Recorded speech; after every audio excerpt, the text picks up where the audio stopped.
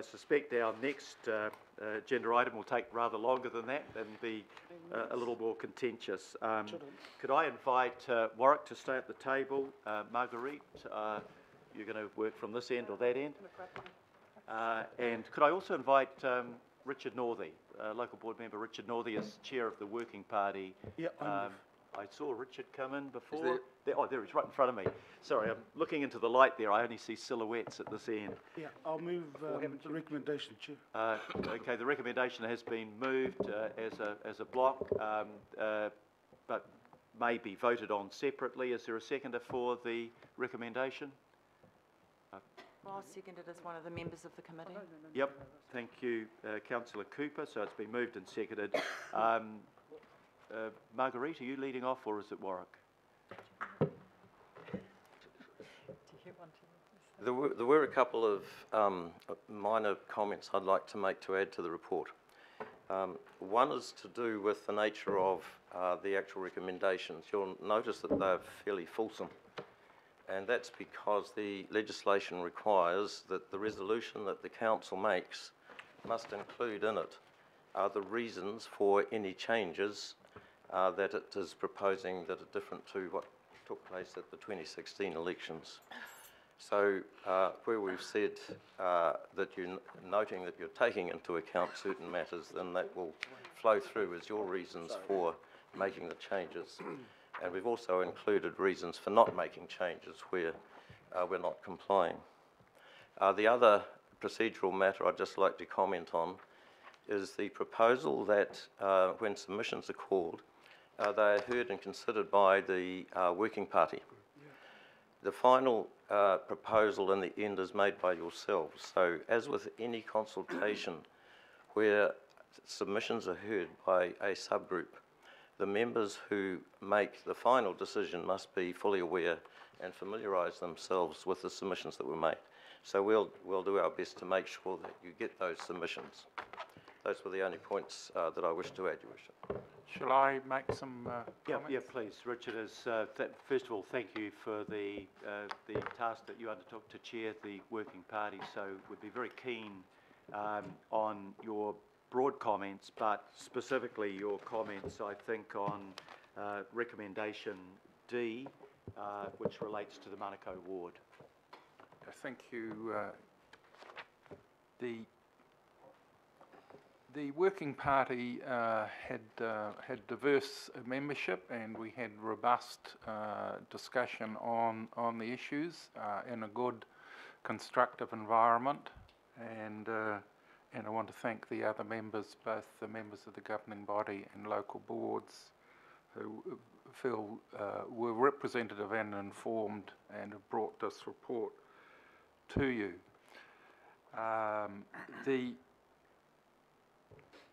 The first thing that we looked at was the fact that various restrictions in the Auckland Act and other legislation limited our ability to respond in ways which would reduce the impact of some of these changes, such as the possibility of adding another councillor within the Auckland Isthmus area would have led to less drastic changes in ward boundaries being recommended to you. It was one example, and also the fact that the boundaries of boards can't be looked at also imposed some restrictions. The next thing, partly checking with the Local Government Commission, was the extent to which we had to make changes brought about by the different rates of population growth within the area, particularly the huge increase in the population of apartments in the centre of the Waitemata ward, Waitemata and Gulf ward, which resulted in its average population being 44% higher than the rest of the council area.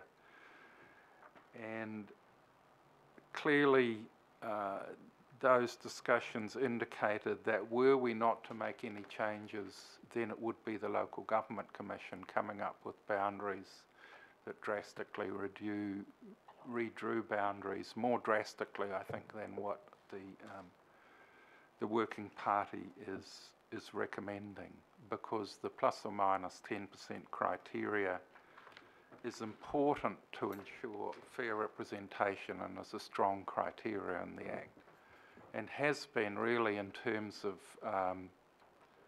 the Westminster democracies and in fact other democracies since the 1832 Reform Act in the United Kingdom, where prior to that the electorates did represent strong communities of interest but had not been changed to reflect population change, so that Old Sarum, with a population of 7 around Stonehenge, was represented by 1 member, as was Manchester, which previously had been a small village but was now the powerhouse of the British economy and its second largest city.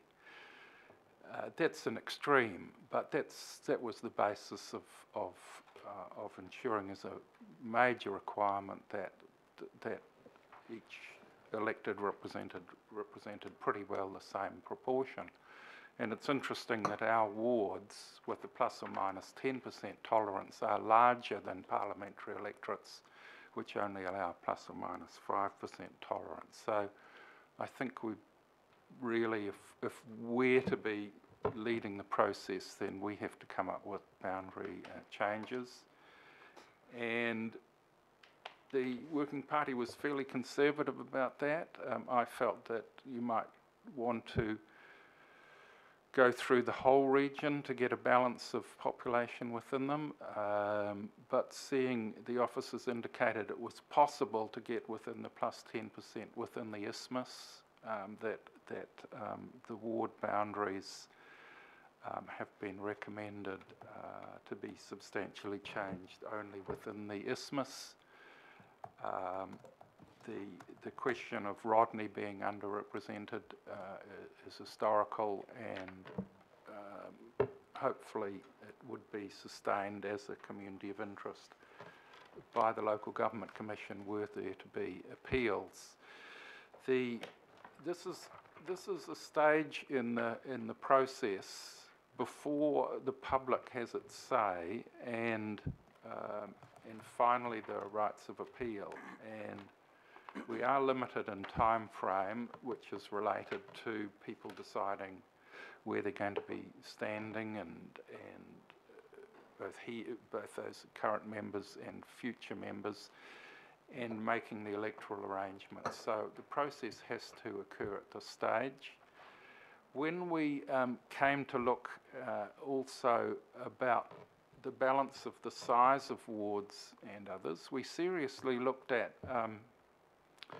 having larger wards was seriously considered and raised by members of the Working Party. The benefit in general of larger, not single member wards is that there's a greater mandate because more people have voted for them. There's a responsibility more likely to be to the region as a whole, and the ability more likely to be people who are similar to each other and can work together better. The arguments in favour of single member or smaller wards is that they more readily enable people to get elected who are not well off, not well known, such as the sports broadcasters or sportsmen or media people, or not supported by a major political grouping, and are not from diverse communities. And we worked through those sort of arguments, and in general I think the Working Party felt that the arguments in favour of smaller wards that enabled more diverse representation, that people who weren't well off to get elected, that people who weren't coming from a major political grouping could get elected. Balance was the direction that we should be looking, but consistent with having communities of interest. And it's like the contrast between Howick, which is seen as so much having community of interest that it doesn't even break into local boards, and the consideration that the Local Government Commission, when this council was first set up, which initially looked at a two-member ward covering Auraki and Mongakiki Tamaki and decided that those communities were sufficiently different that they should be split up. Now, where Manukau fits in that list, Howick, so coherent, not even separate boards, the Auraki to Mongakiki Tamaki where they were so different that they ought to be separately represented, is a matter which I would like to hear from the public on. And I'm happy with the recommendations, that's with respect to Manukau. I'm happy with the recommendations the Working Party has come up with on that. The process was that it was raised as an opportunity for splitting the ward because the two communities were identified by their board boundaries. We had no representations coming up in the other two-member wards about finding a new boundary within it that would work in community of interest terms. That may come up in the community consultation that comes. I mean, there may be somebody comes up with some arguments in Albert Eden, for instance, that you could find that there are two communities somewhere there, not Puketapapa and Albert Eden, but somewhere bigger than Puketapapa that gets the balance. But we didn't have that, whereas in Manukau we did have that option. And it's a question there of one of the issues is in turnout. We discovered this is a big ward covering all of South Auckland. It would be dominated by Howick because they have a higher turnout. And in this particular ward, the turnout is higher in Mangere o Tahu than Otara Papatoi.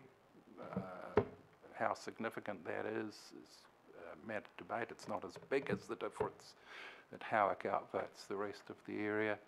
Demographic composition, once again, very similar. Both have high Pacific Island population. Otara Papatoi has somewhat more Pākehā and South Asian people. Is that sufficient difference to justify separate boards? I'd like to hear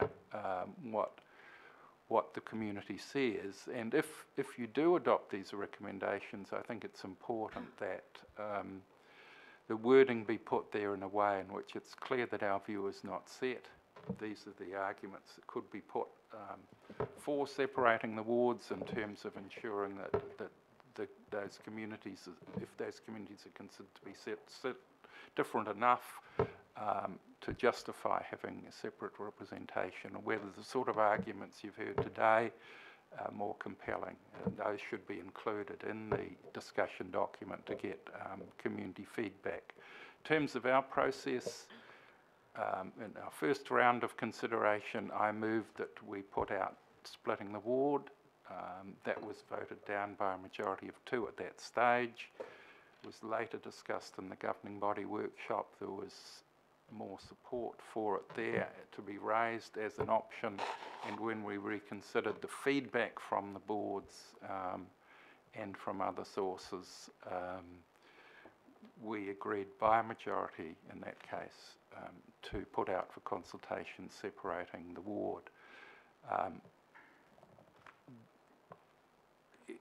It was raised in the report that went to the boards that we had considered splitting it. There's an argument in which I bear some responsibility that could have been expanded on at that stage, but it was there. And in any case, we've got several key stages to go. There's community feedback that we can get on that and on the other proposals put up by the Working Party. And then after the Working Party, in which I and other members, I believe, have an open mind on this issue and in others when we hear the submissions, to bring back to the governing body for a decision which is then appealable to the Local Government Commission, who will make the final decisions. So I think the process is robust. It's a bit sad, it's a bit pressured, but I think that's inevitable. And I'm happy with the recommendations that have come forward. Thank you very much, Richard, for that comprehensive account. we'll come first to questions, and maybe, Richard, you're probably the best person primarily to direct them to, but if officers can equally answer. Can I just raise the question that was raised by our two local board chairs, which is, generally my instinct is, let's hear what the public has to say about this, because we're the elected representatives, but they're the people who are being represented, and to give them a say. But there was some concern as to whether the consultation process would produce a meaningful outcome, and I wasn't clear on what the nature of the documents would be that go to the public to enable informed feedback from the public in that area, so that what we're hearing is an informed response from the public and a reasonable number of responses in which to help us inform our decision. Could you give us an indication of, if this proposal were to be adopted by the governing body, what is the nature of the information campaign that would go to members of the Manukau ward across those communities for them to be inclined to participate and to make an informed decision? It's more an officer question. Okay. Thank you, Your Worship. There are certain requirements in the legislation for the public notification. Following those requirements, it looks at this stage that there will be 2 full pages of the Herald, possibly on the 8th of August, setting out the various wards, the communities of interest in each ward, all the local boards, and so on. That will also give direction to people to give them a link to our website, where there will be more detailed information and maps that they can view, so that they're fully informed as to what the proposals are. There will be information at some of the libraries and service centres in hard copy form. The ubiquity system will be used to enable people who want to use it to make online submissions. And I think that's the sum of it at this stage. We haven't thought about targeted consultation in different areas. The Act requires the council to consult with its community on a council proposal, take the submissions into account, come up with a final proposal. If there's any objections, it goes to the local government commission. So it's a kind of a process where it's left up to the council and its community. If anyone in the community objects to what the council's proposing, it goes to the commission. Yeah. In terms of if I could just follow up with a question, in terms of the 2 full pages in the Herald, that's to look at the full range of recommendations. That's not just about the proposal for the Manukau ward? That's correct. It's the full range. Okay. Yes. Yeah, I probably have a few concerns because I'm not sure what the Herald readership is across the Manukau ward. So there might need to be something a bit more targeted. Okay, we've got questions. Councillor Filipaina. Thank you, Your Worship. Richard, I just wanted to acknowledge you because you covered basically the process, because there were questions raised around the process, and it sort of tended to lean towards the officers. So I'm glad you clarified the process.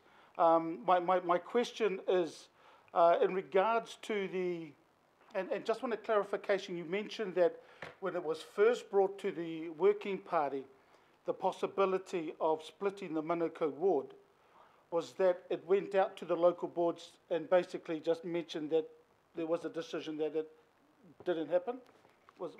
Just want to clarify that if you said that earlier.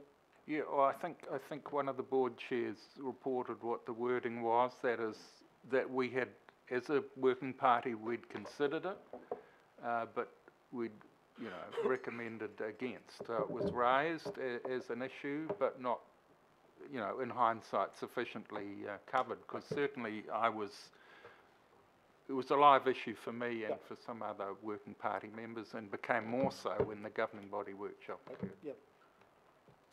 Your Worship, as the author of the report, so the working party went through a whole thinking process, starting with even looking at whether there should be any wards or not, looking at larger wards, smaller wards, whether any of the current double-member wards could be split, and so on. And the report that went to the local boards set out all of those different scenarios that the working party had looked at, and at that time, the position of the working party was to not split the Manukau ward. That came later. Thank you. Okay. So it went out, and Not to split. Warwick, there may be a question to you. When it first went to the Working Party, were the two ward councillors advised of it initially going there? The possibility, were the two ward councillors advised that it went there? The To the Working Party? The context in which it went to the Working Party was in terms of looking at all of the double member wards and asking the question of whether any could be split or desirable to split them. And as the Aotearoa Toto Chair said, there are two criteria in the Act that you have to focus on, effective representation of communities of interest being one, and assuming that the local board areas represent the communities of interest, then when you split the double member wards along local board boundaries, in every case you end up with wards that do not comply with the 10% requirement, except for Manukau. The only reason that Manukau was considered was because it was the only scenario where a double member ward could be split into single member wards and still comply with the 10%. There was no targeting a particular area. It was purely the 10% issue and communities of interest. Chair, just two more questions. Councillor. One, and I mean, I'm glad with the process because the process was followed. Two questions. There's no change to the local board boundary. Can't be. Yep, exactly. It stays the same. And my last question is, can I confirm that the local board, the Otara Papatoetoe local board, with their recommendation dated what came show on the 18th of July, recommended to the governing body that the issue of representation of the Manukau ward requires further consideration and public consultation? Can I confirm that that's what they confirmed with their local board? I heard her speak to that, and I think she was meaning consultation over into the future, not particularly right now. So, and the last question, that this particular report is asking to go out for public consultation, and that's it. That's correct. Thank you. Thank you, Councillor. Councillor Linda Cooper. Thank you. Thanks very much. When you talk about newspaper ads, and we know that'll meet some demographic but won't others, but the chairs of OP and MO local boards talked about their Facebook pages for their local board, which aren't personal and are run by local boards. They could put the link on there as well, but is there something that could be fashioned for their Facebook pages that would, I mean, I know we've got sort of certain statutory things, but could we work with our comms people to make sure that there's something that basically highlights that and also any responses from that, can they be taken into account? We've done that on Have Your Say, haven't we? So can they be taken into account, or is there some higher statutory rules that don't allow it? They have to be on special forms? The answer is yes, it can be done from our comms people. Great. And in terms of the legal definition of what is a submission, I don't think there's any problem around receiving. I think we're pretty flexible right through the country now, aren't we? Can I answer this? So the notice in the Herald meets the legal requirement to notify that there is consultation. It doesn't mean that we can't use all our usual consultation and engagement channels, and indeed we will. Good, so we'll have someone on those Facebook pages if we do that, collating to make sure that, especially our young people, We can design a consultation that ensures And what about that. support for if our councillors or the local boards want to go out and do some meetings or something like that? Is there going to be some support for them to have information if that's warranted? I mean, I think that we've been pretty flexible with our long-term plan, that we could even have a sort of a wee package of something, because it might be that our Waitemata local board want to do something, or Rodney. There'll be different wards affected and local board. Yeah. So we could potentially do this in the terms of reference of the working party. There was agreement that it was going to be the joint working party that was going to hear the submissions. And how we're going to organise that in practice, we still Yeah. have to define. Okay. But we can try and, provided that the joint governance working party is happy with the engagement process, Yes. we can design So, something. Mr Chair, I'm mindful we've got different demographics, we've got rural, we've got all sorts of things going on as well. So just so we can be a bit flexible around how we have that engagement, given it's 6 weeks, but that flies past. Yeah. Thank you. Yeah, no, I think it's a point well made. If just the it out- goes to sorry. public consultation, we need to make that a meaningful public consultation. I accept that the Herald is the legal requirement, but I guarantee that in Otara Papatoetoe, it's probably only 5% of the population. Anyway, Mr Councillor Chair, Cooper, you had another just to question? save time so I don't have to Yep. put my hand up again, I just want to respond to the whole thing about guinea pig and targeting vulnerable communities for experimentation. So, There sorry, was none of that's that. by way of a comment. I know, so- but I just want to say it, and then I don't Okay. have to do that again. But I just want to say that is not at all in anybody's thinking, and I'm really appalled at that kind of, even if it's an oblique reference. Thank you. I accept that the committee chaired by Richard Northey and with members of both local boards and the governing body on, we're not setting out to guinea pig Thank anyone. you. I think that's a fair point. Councillor Wayne Walker. Yeah, just a very quick question directed to you, Warwick, that just goes along the lines of Councillor Cooper as it goes to Facebook. Will there be a possibility of putting some notices up on community notice boards, church notice boards, town centre notice boards, the sorts of places where people in the Manukau community might be going? And could there be some resourcing for that, and that might be in association with the local boards? Well, we've talked about brochures for libraries and service centres, but we can take that idea back to our comms people to look at. Thank you. That's all. Yeah, I think working through the churches would be a great idea in this area. That's where people are congregated, literally. Deputy Mayor Cashmore. Well, thank you, Mr. Mayor. I think the first question would be to Warwick or to Marguerite, and that is concerning the Manukau ward and meeting the tests of the Act for splitting the ward. With your professional experience, do you think that what is potentially being proposed here, subject to consultation, that we would meet the local government commissioner's legal tests to enable that ward to be split? Yes. As the chair of the board mentioned, there are two criteria. There's the effective representation of communities of interest and the fair representation. And there's no problem with the fair representation, the 10% rule. The effective representation of communities of interest, it's the sense of effective representation is what we're talking about. And the definition of that and what you might draw into that meaning could be wide. The Local Government Commission, when it made its first determination for the current situation, looked at the size of wards. It decided that anything larger than a double member ward would be too onerous, too large. It decided that single member wards would be prone to population changes.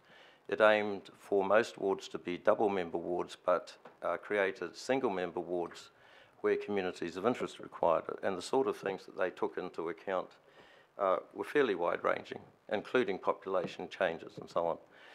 Now, the arguments that I hear about the Manukau ward and effective representation of communities of interest, you've got whether communities of interest will be affected on the one hand, and on the other hand, you've got the argument that representation will be more effective if it's just one ward and the councillor for the ward. I think we've got to be very careful to put personalities aside.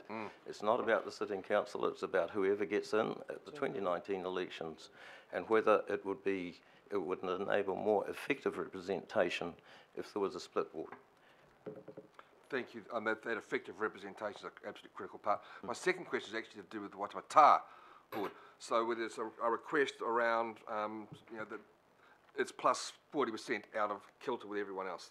It's got the highest anomaly of anybody. we have no ability to appoint additional councillors under the legislation, but we have approached the government, I think the last government and potentially this government, about getting extra representation. What has been the feedback from that today? Well, I raised it in the open session at the local government conference with the minister, and she said that might be a good idea, we'll consider it. I mean, it's just for Parliament.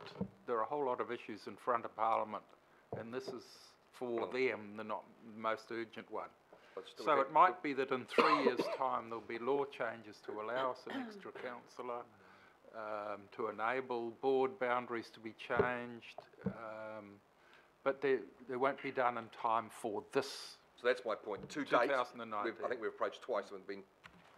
So we did approach the previous government, and we approached the current government. It was included in the first draft of the Electoral Matters Amendment Bill, and then it was removed at the last moment for political reasons, as the Minister of Local Government was trying to get the bill in front of Parliament with the agreement of coalition partners. So that was removed from the bill. And you might remember that I presented to this governing body a submission on the Electoral Matters Bill, and that we had re-included the request that the number of councillors be removed. DIA is well aware, and the Minister is well aware, that we would like to do it. I was told by DIA that she is still considering whether she can reintroduce it in the local Electoral Matters Bill that will be voted on, or whether she might use another local government amendment bill, because there are a couple of others that are being considered at the moment. So she's well aware of it. It's a political consideration at the moment as to whether she wants to push it forward or not. So, but under our considerations of what we're doing today, it's specifically excluded from what we can try and achieve. Yes. Thank you. Thank you, Deputy Mayor. Councillor Newman. Yes, thank you. Interesting discussion. Warwick, firstly a question to you. Can you just confirm that August date for the Herald notice? 8th. You're looking at? 8th. Yes, we're aiming for the 8th of August for the public notice. Yeah. Okay, I'm not And quite... Sorry? That'll be the start of the submission period. Submissions will close on the 11th of September. I'm not sure that there'll be queues at the dairies and service stations in Otara for their two-page expose in the Herald, but I know. with respect to the starting proposition in that public notice, Yes. would it be fair to say that the starter for 10 proposition today is actually quite important? It's not just a neutral consultation. The proposition, which is why you've set it out in such detail in the recommendations, lends itself to where the council begins in terms of the consultation. And so what we land on today matters in terms of what we are taking forward into that consultation. Would that be fair? Yes, yes, it does. It is fair, and you're using the right words. It's portraying to the public the council's initial proposal, and that's the term that's used. Can you confirm that the decision in terms of when the working party first decided against the Manukau ward split option, what happened between that first vote and the second vote wasn't, the critical thing was actually a governing body workshop as opposed to understanding where those local boards had landed on that debate. Is that reasonable? Yes, that's correct. We followed the process that the governing body resolved, went to the local boards, got their comments, went to the governing body through a workshop, got the governing body's comments and the working part. Unfortunately, perhaps the timing of the governing body workshop being towards the end of that total process, maybe that was a bit unfortunate. We did follow the process, but certainly acknowledge the interests that the local boards have in that. And just the last question from me, it would be reasonable to surmise that in relation to the Manukau ward, there isn't a population conundrum that requires a split at this time, is there? Because actually the Manukau ward, with its current ward boundary, is compliant with the plus or minus 10% rule. That's correct. Thank you. Thank you. Councillor Desley Simpson. Thank you, Your Worship. My question is one for Richard and then one for Oracle Marguerite. Richard, to you, I'm struggling on the Manukau one. So the working party was unanimous, am I correct? The working party was unanimous and no split first, and then following the governing body's workshop, No. it was not unanimous? No. No, on the Manukau ward in the first round, the possibility to split the Manukau ward was discussed. Yeah. I moved it. It was defeated by a majority of 2 on the governing body, okay? And then after the governing body workshop, we went through every issue again, including the Manukau ward issue, discussed it again, and then the vote by majority was then in favour. I think it was once again by a majority of 2. Might have been 2 or 3. By 2. Right, Yeah. okay.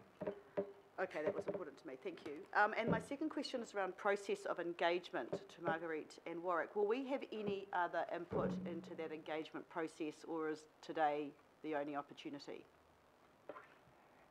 Yes, today is the only opportunity, just because we won't have time to come back to you with a proposed engagement plan. So my question then is around the ability, following on from Councillor Cooper, whereby there would be opportunities maybe for people, elected members, to be involved in their communities and discussions and whatever, and support around that. I suppose my question is, what are we going to do to stop the political interference? Because actually there's no local board changes, and we often use local boards as the conduit to hear the, community input.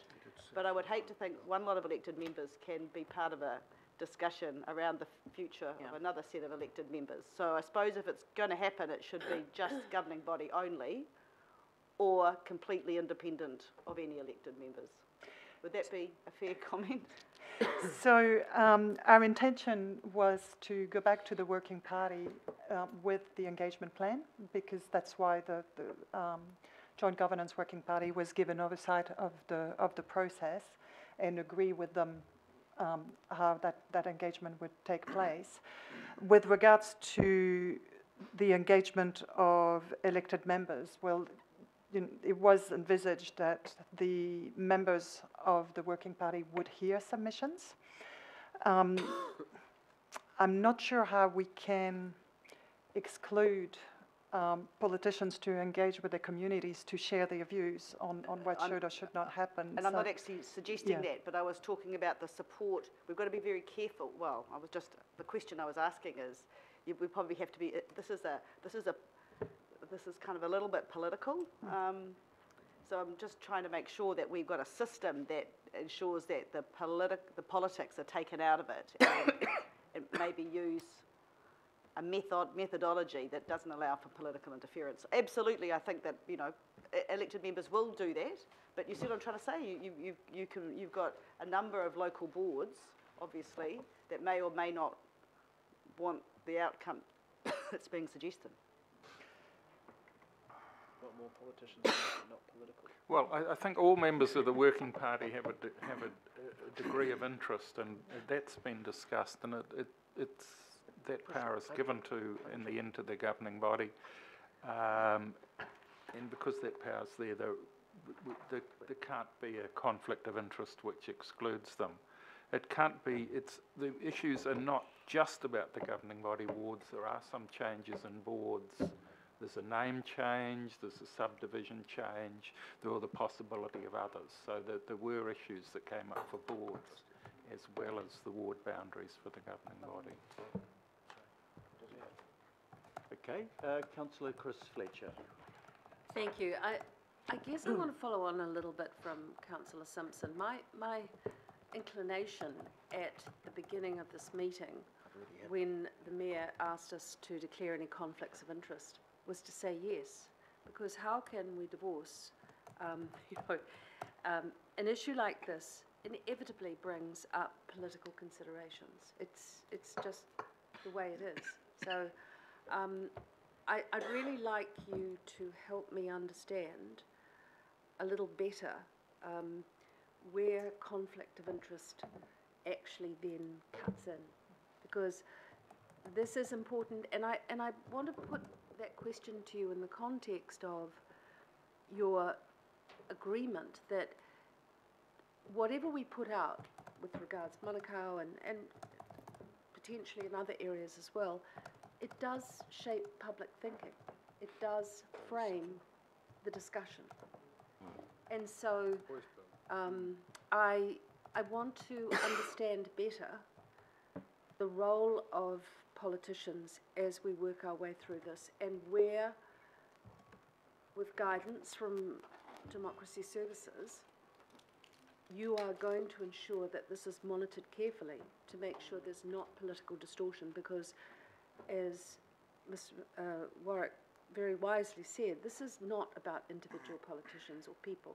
This is about shaping Auckland and the wards for the future.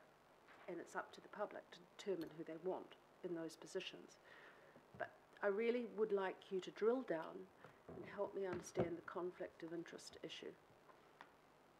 Your Worship, yes, we have had a bit of a discussion with the Working Party about this issue. There are a couple of aspects to it. One is that it is the governing body's decision, and everybody's in the same boat, so to speak. So you can't also. Apart from the chair. Another aspect is that your boundary's not changing. another aspect is to take the long game into account, the wider process. So it's a discussion of the council with its community. There are submissions. If the community or any single person in the community objects to what the council comes up with, it goes to the Local Government Commission, takes it out of your hands. It's not your decision in the end. Another aspect is that, and I think what you're getting at, is that as elected members, you need to not have in your mind any thoughts about, if we change this boundary, it's going to affect my votes. We're not into gerrymandering. What we're into is, as we said before, effective representation of communities of interest. You people know your communities better than we do, and where the line should be drawn around the boundaries, and making decisions about where those communities are is probably the most effective input that you could have. So thank you for that. I mean, nobody would want to feel, and it would discredit council dreadfully if it was perceived that this was a jack-up. So it's important that this is done with the utmost integrity. So my questions to you really relate around, and I think I'm in a slightly I'm in a unique position, because I have represented the Western Bays area of what was Legacy Auckland City through to the Albert Eden Roskill area that we now have, and I would argue that I know those communities quite well.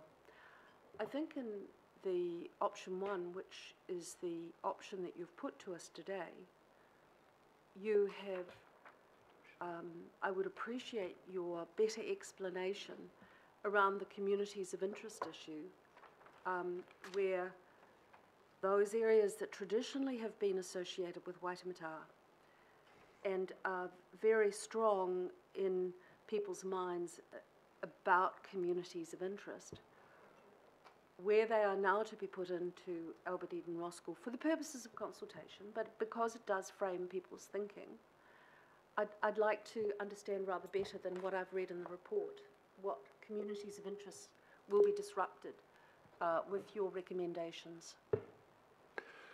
Well, as you say, people got used to certain boundaries, and the Waitemata and Gulf Ward currently has a strong community of interest, but the law says that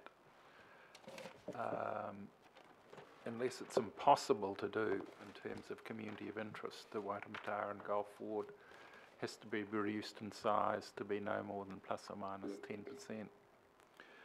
10%. In terms of community of interest, as you refer to Western Bays, there was also the Hobson Community Board area, which was principally Remuera and related areas, but also included Parnell and Newmarket. And there's also the boundary between the Auckland Central electorate and the Epsom electorate, which actually goes along the same boundary as that's proposed between the Domain and Grafton on one side, and Parnell and Newmarket on the other. So I think on that side, so as you said, the three options, and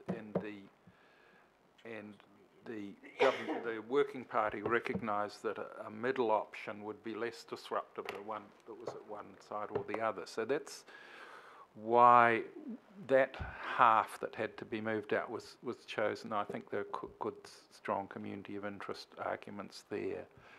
The motorway was used as a boundary to take out an area called Eden Terrace, which clearly, as its name implies, and because it's a continuous road boundary and others can be put into Albert Eden, it's harder on the western side to find logical community boundaries.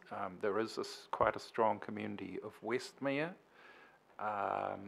that was taken out at the last parliamentary boundary change from Auckland Central and put into Mount Albert, so there's an example there.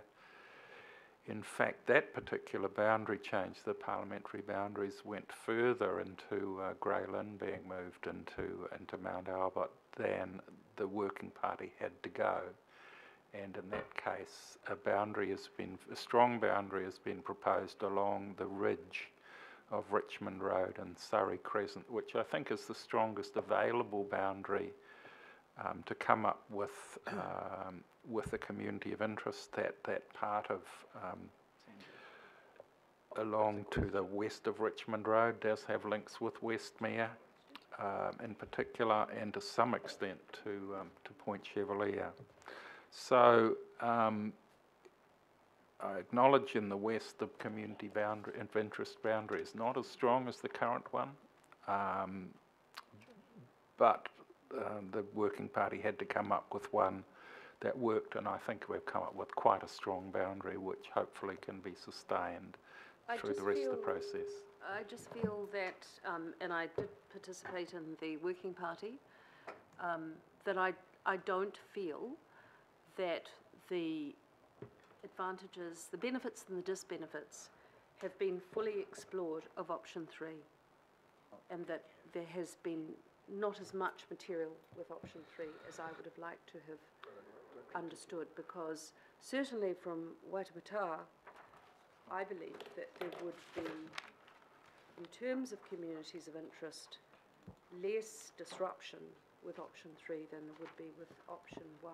I think one of the issues with option 3 is that it could only be achieved by taking some of the central city into the same ward as Auraki.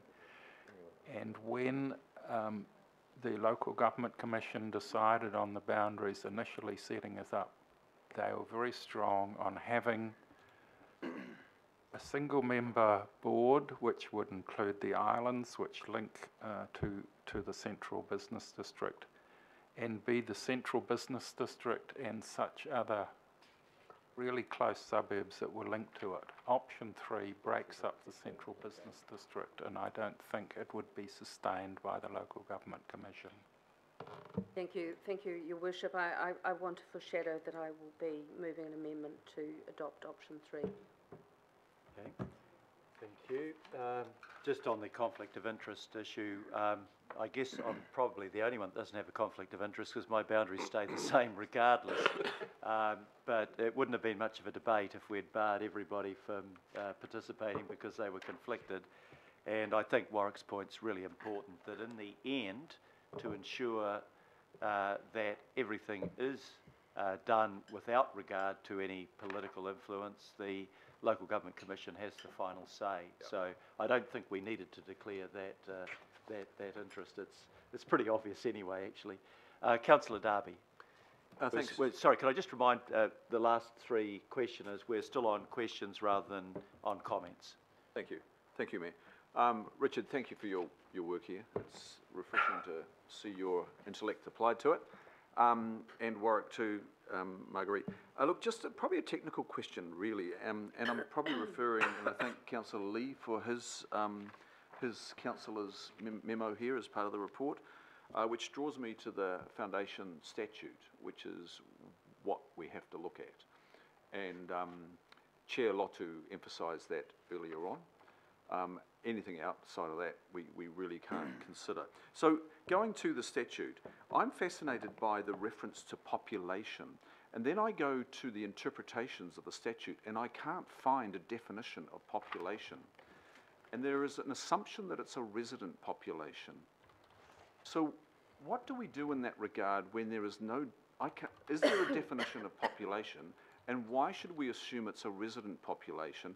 And I'm particularly thinking of the Waitemata board area, where the population, the daytime population, is totally different to the nighttime population. I'm particularly referring to the city centre, where it just explodes at a magnitude of multiplied by 5. Yeah, well, somewhere in the Act it says ordinarily resident population, which is the information collected in the census. Ordinarily resident. So you get that thing, and if you're at a place and you're just visiting New Zealand, you're not ordinarily resident. It says that in the legislation, ordinarily. Somewhere, I don't know which Act, but that's what it's based on. But we're only dealing, so Councillor Lee refers to the Electoral Act 93, but my understanding with respect, that's irrelevant. That's about central government elections. And also there was a reference to what I found, Section 34 of the Auckland Act, which has been repealed, so that's not relevant. I'm interested in the relevant statute. Your Worship, yes, the Local Electoral Act requires every council to obtain a certificate from New Zealand Statistics in regard to the ordinarily resident population. It's not in the it's not in the interpretation section. It's a section on its own. Okay, so it's clear. Okay, thank you. And that means, just to clarify, where you live, not where you work. That's and right. It doesn't include tourists and the like, or students who are just doing a short course. Yep. Okay. Okay, Councillor Collins. Thanks, Mr. Mayor. Just a few questions. Where are they? I'm not sure what the spenders are on the Herald. Are you able to guide us on how much that costs? Our comms people tell me it's about $7,000 a page. Okay, cool. Thank you. Will the comms people, I know that they've done stuff before for the 10-year plan, would they be looking at local radio papers in the languages like Hindi, Samoan, Tongan out south, and people power that can go into the churches and speak the various languages out south, granted the issue before the Manukau ward? Through you, Your Worship, I think we're getting a bit of a message here. Traditionally, this process is rather a formal process. I was speaking to the Democracy Services Manager for Wellington City Council last week. They got 2 submissions. It's not usually a consultation process of the nature of an LTP, but I'm hearing that members would like it to have more profile than perhaps is intended. Yeah. Yeah, but profile granted the ethnic makeup of Manukau. Yes. So that's going to be considered, the languages, people who can speak the languages talking in the churches? And the radio? We've got 2 weeks. Radio stations? Radio would be good, cheap. That's part of the consideration comms package is what I'm asking. Yeah. Oh, there'll be a package, yes. Yes? We need to discuss this. Yeah. Excellent, thank you. And I was wondering, when we went out to consult on the 10-year budget, and I might get this wrong, so forgive me if I've got it wrong, but when we did the rates option last year, there was a huge discussion around having 2.5%, 3.5%, 2%. Yes. Then for the targeted rate, there was something, and again, I might have this wrong, was the $47 thing and the option of $63, something like that, and then no change whatsoever. Do you envisage, or does the comms team envisage something similar when the question goes out to the residents of Manukau? No change or split ward kind of thing? Yes, in fact, it's easier to process what comes back if we actually split it up into headings and invite people to make submissions on the specific different proposals. Thanks, those are my questions, Mr. Mayor. No, good questions. Councillor Newman. Thank you. I just had a process question. Your Worship, I think Warwick is the best person to address it, so I don't support D, and I wanted to propose no change. But there is a risk of double negative there. If what we're trying to do here is to identify for consultative purposes those changes as proposed, we're only needing to endorse for the recommendations changes at this stage, are we? We're not having to endorse the status quo.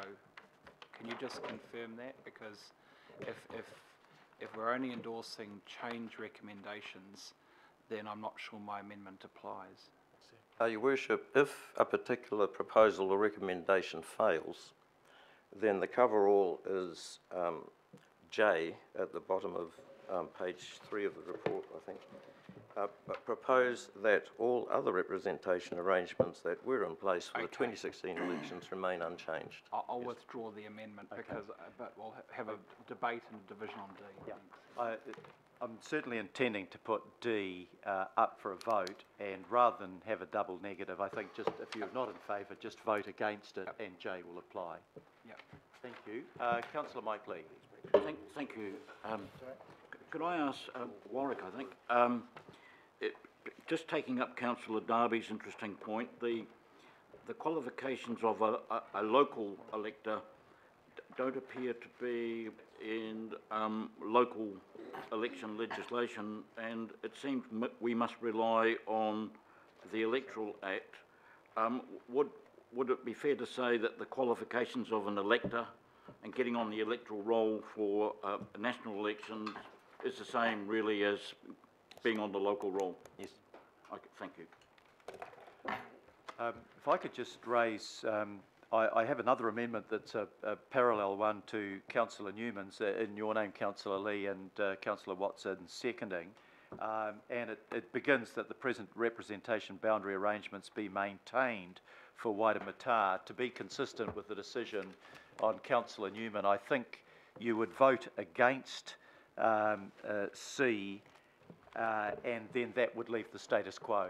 So just to be consistent between the two amendments, you're very welcome to talk to it as to why you'd be voting against it, but I think maybe if I can ask for Warwick to make a suggestion on that too. Yes, with regard to Waitemata, if there is no change... Sorry. If there is I've asked a question. Could I come to the point of order in just a moment, please?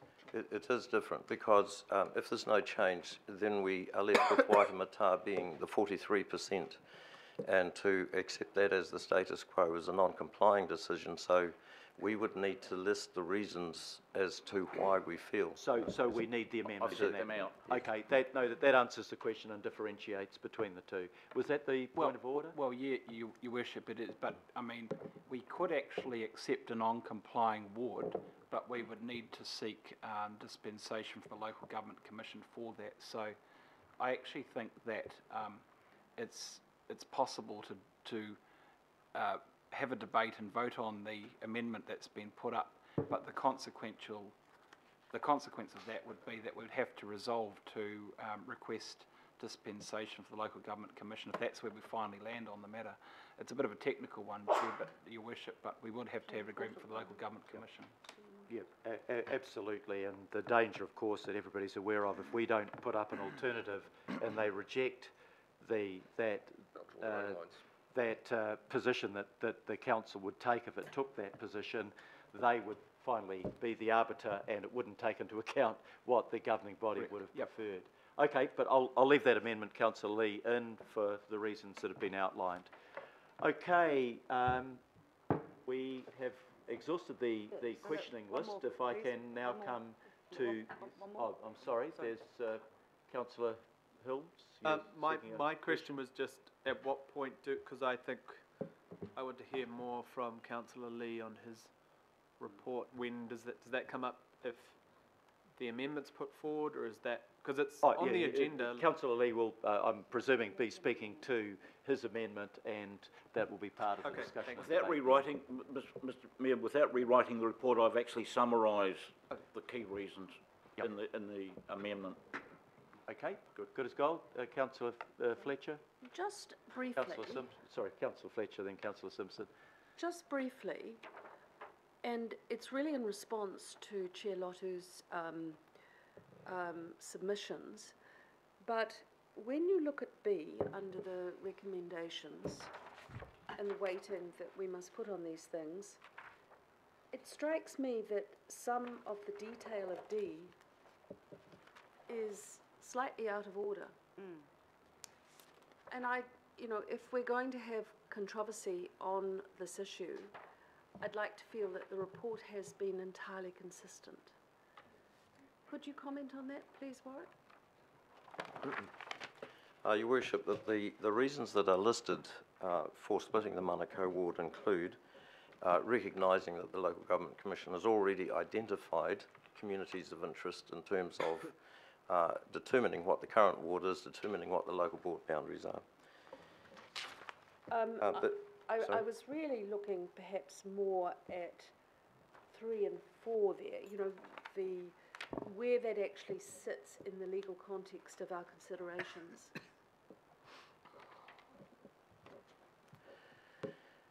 There is an issue to do with whether Papatoetoe and Otara are entirely similar communities of interest or different communities of interest, and that simply notes that there is guaranteed representation at the local level.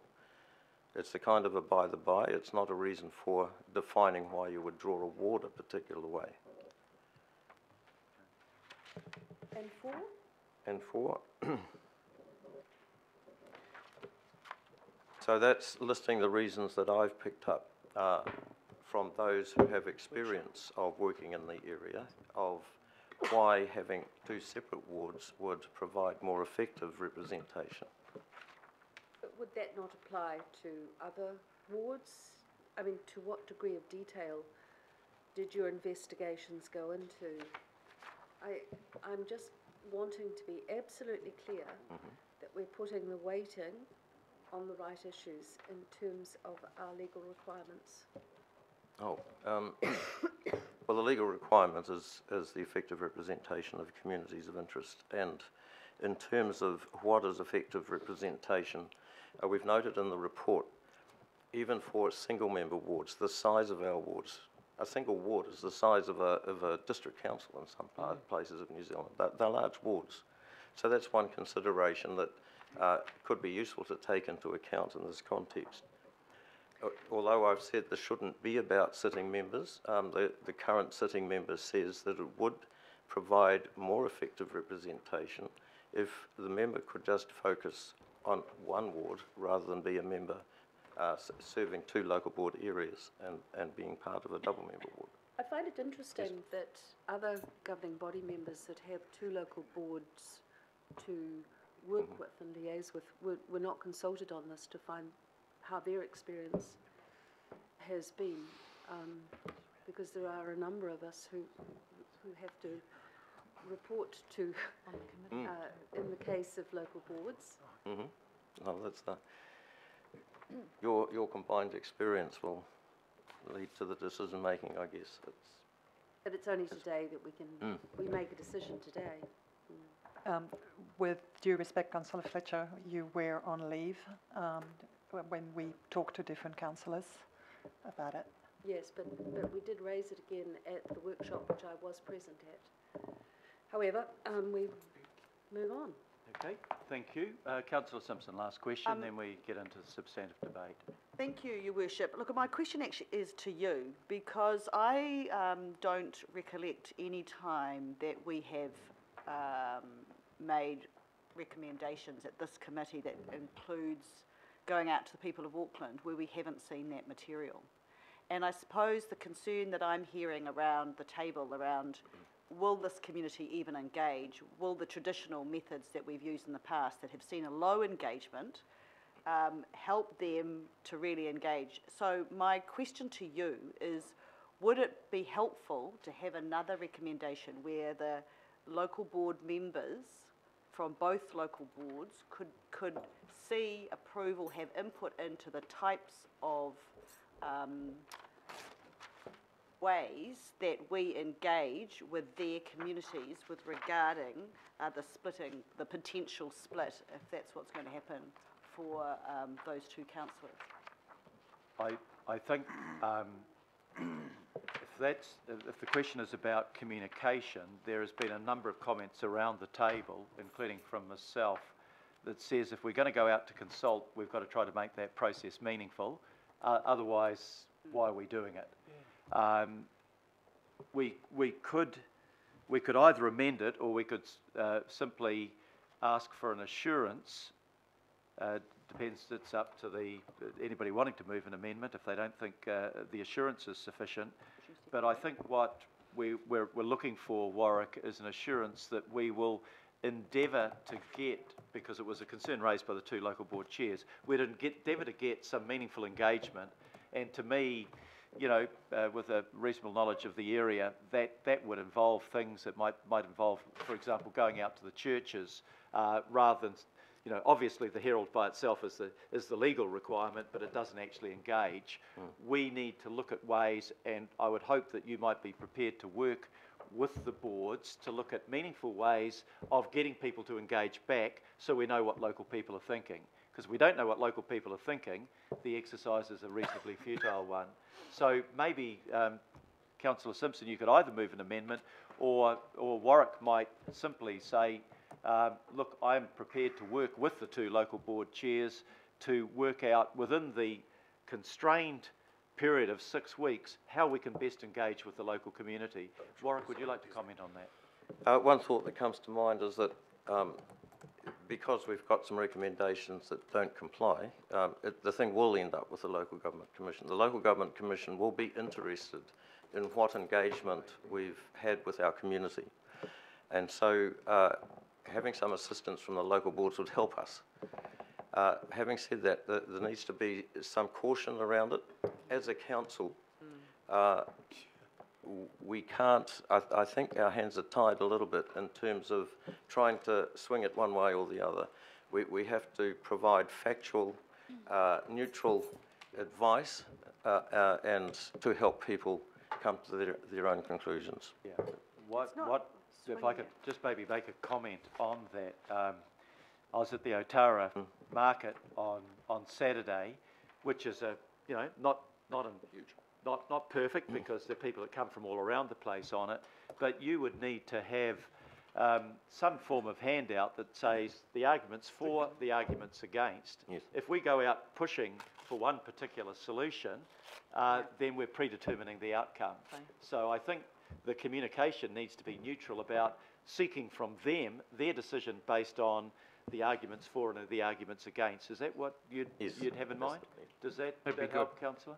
Yes, I'm just thinking if this is going a step further, would it be helpful, I'm just trying to get the process, would it be helpful for the Local Government Commission to see that we've actually, had a formal recommendation for that to work particularly? Not? I mean, I don't care. I'm with you. I don't really care if it's a amendment or not. I'm happy to put an amendment up, and I think that if that shows that as this council has done everything it can in a diverse community which has struggled in the past to communicate on major decisions that affect them, the political one now, we need to make a special effort to do that. So I'm happy to draft something up. Yeah.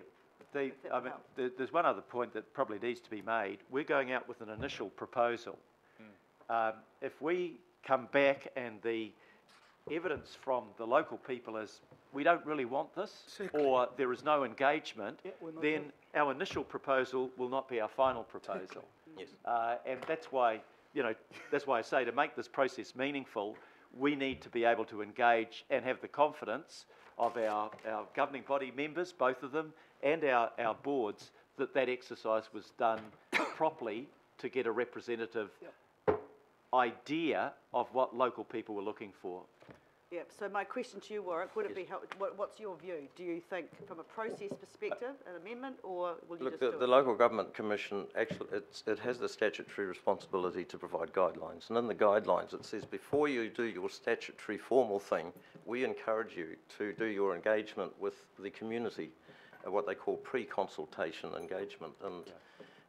We drew the governing body's attention to that, I think it was in December last year when we put forward the total process, but the feeling at that time was not to do a full pre-consultation exercise, However, just to say that the Local Government Commission does value engagement with the community and feedback from the community. So my question to you is, do you believe a recommendation including around that is necessary or not? Not necessary. They will ask us what we've done. Small question. Yep. I think to be fair to Warwick, he did say, I think in answer to Councillor Collins's question, I've got the message. So I'm just looking for reinforcement. Last question from Councillor Philippine. And my apologies, Your Worship. Look, with all the recommendations we have on this particular item and public consultation, is it going out on all the recommendations? I'm Yeah, hearing no, that's that all. I just wanted, I didn't know whether it was going to go out part or the whole lot's going out for I'm hearing that public there's consultation? a special concern about the Manukau ward proposal. Yeah. Is that right? Yeah, no, that's right. But yes, we will consult Yeah, on the whole on lot. the Yeah. total Okay. proposal, Thank you. absolutely. That's good. Councillors, we now come to the discussion on the recommendations in front of us. So I'm looking for councillors to indicate. Councillor Philippine. Thank you, Your Worship. Look, the question that I posed just now is relevant to the whole item, including D. And that is that everything's going out for public consultation. The best thing with what I've heard around this particular table are the questions based on the communication strategy / plan, especially in regards to the splitting of the Manukau ward. Now look, I will tell everybody how this happened, and the questions that I posed basically wanted to ensure that the staff, it was not their responsibility around the process. It's been, mentioned several times that the process was flawed. I was the one that ended up not knowing, and Councillor Collins was also, did not know around the initial split going to the working party. So when I found that out, I thought, look, that's wrong. I think that we should have been consulted along with the local board. So this is why at the governing body workshop, I then brought it to the table for consideration, and I respect the governance working party for the decision they made. This is around democracy, and it really is. There hasn't been any flawed process around why this has come up all of a sudden. It was put out to the local boards, as Richard has said. So for me, it's around public consultation. And the decision is going to be made whether we split the ward or not after public consultation. We're not going to go out and say to everybody, look, waste of time, you guys submitting to this because we've already made up a decision. I haven't made up my decision. I have spoken to both my local boards. I have given them the reasons I think that we should look at it, but right through this whole process, I've said to them that it should and it has to go out for public consultation. This is why we're here for. I mean, around this table, and I've heard it so many times, the public haven't been consulted. Why don't we consult the public? Here now, we're in a position where it's been advocated that we don't go out to the public, and we just well, it is. Sorry, Desley, I just saw your face. I'm talking about the local board's decision around not going out and just getting rid of the idea of the Manukau ward splitting. So it needs to go out to public consultation. We don't know what will happen. If the submissions come back and they say, no, we are against the splitting of the Manukau ward, so be it. That decision will still come back here, but at least I've got an indication then from the public that this has happened. And my last comment, and I reserve the right for reply, Your Worship, is the memo that I got, that we all got, but I actually got the email from Councillor Newman in regards to the recommendation from the Otara Papatoetoe local board that was made on the 18th of, well, the memo is dated 18th of July. And their number 1 specifically asks that further consideration and public consultation be made. And that's all I'm asking. That's what all of us should be asking, that we go out in light of not only all the recommendations, but also D in particular. because both the local boards have given their view, but I think the public needs to give their view as well. So, Your Worship, for me, I'm supporting all the recommendations going out to the public for them to have their say, and then for the governance working party to go through them. We all around this table will have the opportunity of reading all the submissions with all the recommendations here. So I definitely support the recommendations on item 10. Thank you, Your Worship. Thank you very much. Now, this is too good to believe. There's no other speakers. When something's too good to believe, it generally is. Councillor Collins. Thanks, Your Worship. Sir, I came to this discussion quite ambivalent, and when it was first raised with me, I was of the view that it should be considered. Having now listened to the arguments and the presentations of the local boards and had feedback from them offline, I am now of the view that this should not be worded in such a way for public consultation. So I'll be voting against the D portion of the recommendation. I'm not convinced that we've got the ability, or that we have the results and outcomes from our engagement processes that signal to us that we are going to get full public feedback from our communities. If I'll give you the data from the long-term plan. Of the 86,000 pieces of feedback we got from people for the long-term plan, 320 of those were from the Māngere Otahu local board area, and 350 of them were from the Otara Papatoetoe local board area. Both local board areas put together equals less than 1% of the total amount of feedback we got on the LTP. So this isn't a system we can trust. This isn't a system that is working. And so we've got to hear what the local boards have to say. Look, I think both chairs presented an extremely compelling argument today. They feel sidelined, they feel blindsided, and I think we've got to pause for a moment and consider very deeply what both local board chairs and local board members have come with today.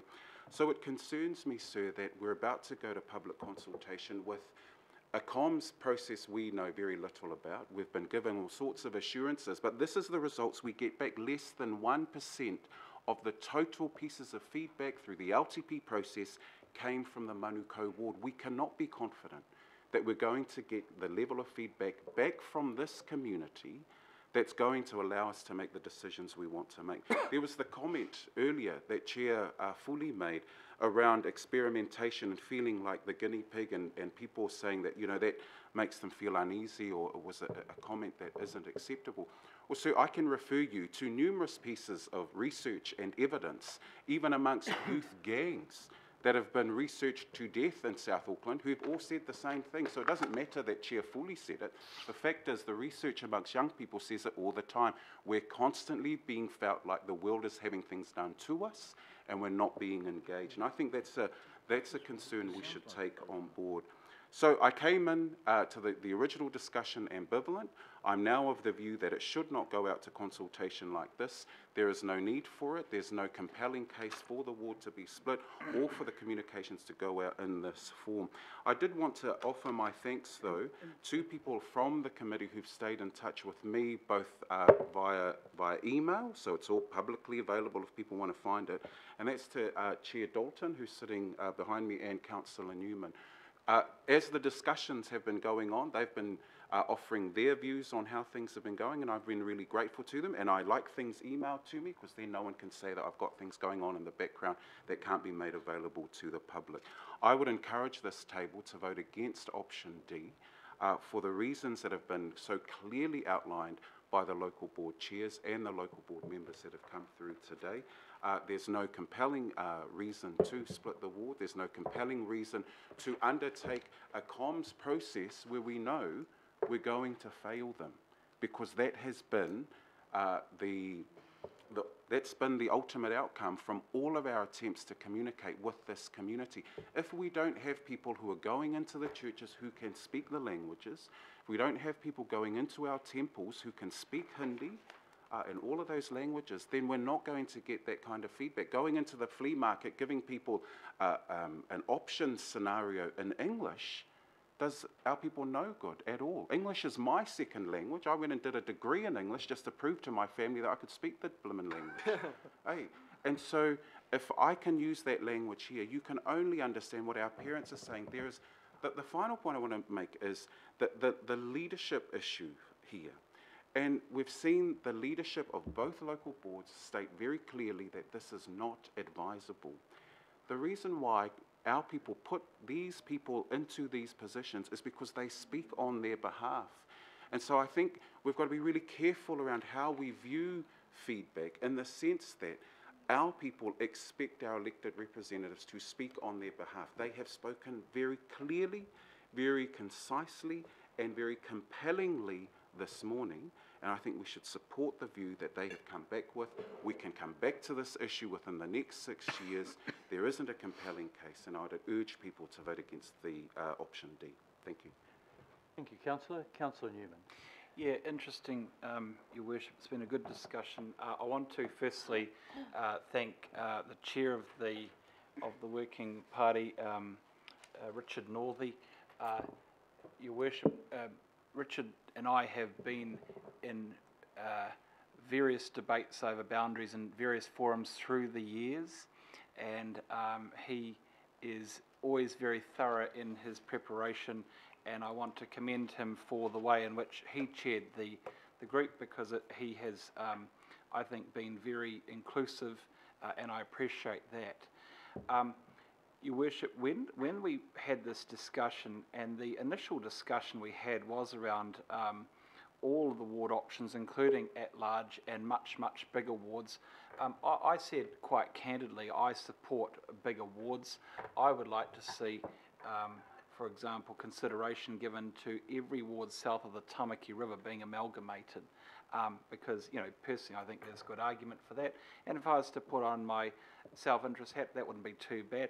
But the process can't be about self-interest, and so I have landed on, you know, a set of principles whereby we're trying to stick fairly closely to what was the arrangements that we currently have.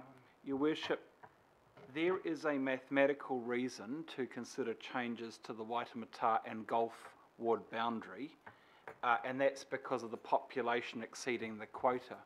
In saying that, I've read Councillor Lee's submission, and I have sympathy with Councillor Lee's submission. I wasn't able to accommodate all of the arguments that he put up in terms of amendments, because there is a population issue there.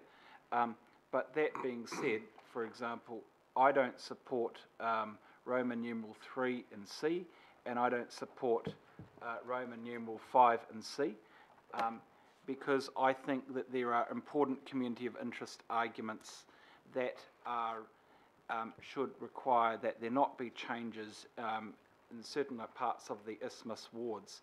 In saying that, Your Worship, the fact is that there is a conundrum in the central isthmus around population that challenges some of the community of interest arguments as it relates to Waitemata and Gulf, and as it relates to Albert Eden Roskill and the Orake ward in particular. But with respect to the Manukau ward, Your Worship, there is no population conundrum. The officers have explained that the Manukau ward doesn't exceed the population plus or minus 10% quota. It's not forecast to exceed it. It is a benign ward in terms of its population compared to some of the other wards, certainly in comparison to the Waitemata and Gulf. There is also no conundrum as it relates to communities of interest, because actually those communities of interest are served by 2 councillors in a 2-member Manukau ward that is within the population quota. You can only consider the split option for the Manukau ward. You can't consider it elsewhere, because it only works in the Manukau ward, actually.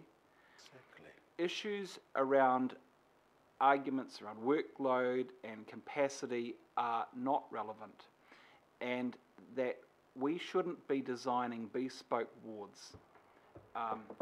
that is a proposal that would put us in some difficulty with the communities affected, and I believe that the Local Government Commission would have questions about that. The issue, Your Worship, is that words matter and the starting proposition for consultation matters. And Mr. McNaughton has explained that today, and so what we resolve today matters a great deal. And so I am hearing from the local boards, and the chair of the Māngere Otahu local board has explained that the resolution on the split option came back to them last month, and the local boards are objecting today, and I have a real concern about voting for a proposition that puts us in high dudgeon with those local boards and with the community that will be asking questions. So it is not about some sort of neutral consultation. The words and the propositions that inform the resolutions matter, and for that reason I won't be supporting D. I'll wind it up, simply because there is no problem that requires the resolution of a split. If there was, I'd be comfortable to support it, but there isn't, so I don't see any need to split this community against the wishes of the local boards who have a statutory function to represent and advocate on behalf of those local communities. Thank you, Councillor. Councillor Linda Cooper. Thank you, Mr. Chair. On the other side of what's been said in the last two speakers, it really concerns me that we say, yes, the local boards are there to represent the views of their community, but they haven't canvassed the community. They are their views, and I absolutely respect those views. However, the other side of this is that there were 700 people that at least submitted to the LTP. So we're not giving people a chance, maybe those 700 or whoever many respond, to actually respond to something. I just find it a bit patronising to say, no, you won't be able to respond, so we won't give you this proposal. And that's really concerning to me. I think that's taking representing your community's views a bit far. We need to give people the opportunity. And I mean, Waitakere Ward doesn't do that many more. I think it was about 850 submissions for the LTP. It happens all over the region. So I also wonder about the proposition that I will do it in 3 or 6 years' time, but who's going to do the work in the meantime? I don't think we're going to be having a work plan for staff to be going out there talking to people. If it was going to happen, it would be local boards and councillors, and that makes it political, and we've already been cautioned against that. So this is just a putting off of the inevitable, that you've got to let people have their say. And I think that's part of this democratic process. In some ways, we're going to set us up as the arbiters. If we vote against this, we set us up as the arbiters of what we think you should be able to comment on or not. And that's not what the legislation says. The legislation says we have to consult, so we've got to, there's a certain element here going, no, we'll stop it so they can't. Well, I say, put it out there, let people tell us what they think. And we've all heard what the local boards think, and it's been a bit unfortunate. But the reality is we've got the proposal now, and I will support this. I think it's been done with good faith and good process from the Governance Committee, and Councillor, member nor the chair nor thee's done a good job. We all sat round and did the best we could. We didn't think we'd have an experiment or we'd pick on a vulnerable community at all. There's no such thoughts in anybody's minds. So for me, this would be the same if you left it for another 3 to 6 years. Let's go out to the community, let's hear what they've got to say. We'll come back, and if they don't want to do it, well, we won't put it forward. So that's all I need to say about that. Thank you. Thank you very much. Councillor Mike Lee. Thank you, Mr. Mayor. I think it would be timely for me to move the amendment that that I indicated before, I think there's no real argument about the A and B part of the recommendations, but C actually relates not just to the ward I represent, but nearly half a dozen or so, certainly major parts of Auckland could be shifted around if we were to leave C unamended. I unfortunately wasn't consulted during the process. However, very late in the piece,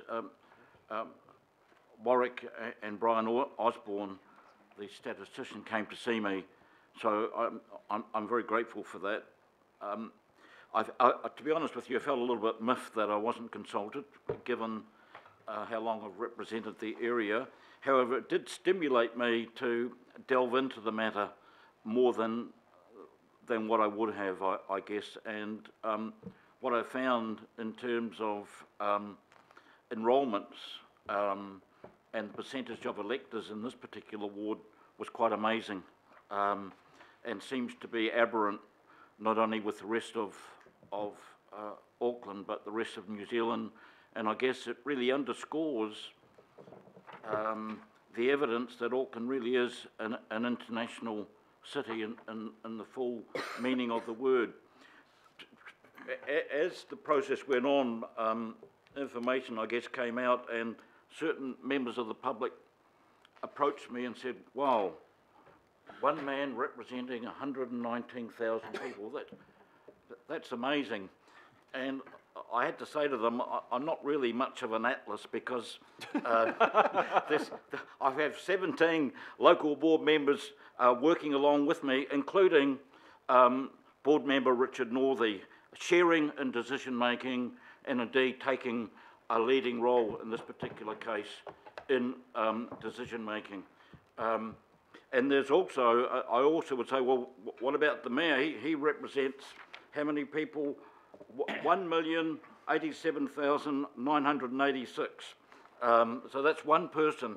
But of course the mayor has 20 councillors, 140 local board members, and then there's also the 25 CCO directors, and of course not to forget the 9 members of the Independent Maori Statutory Board.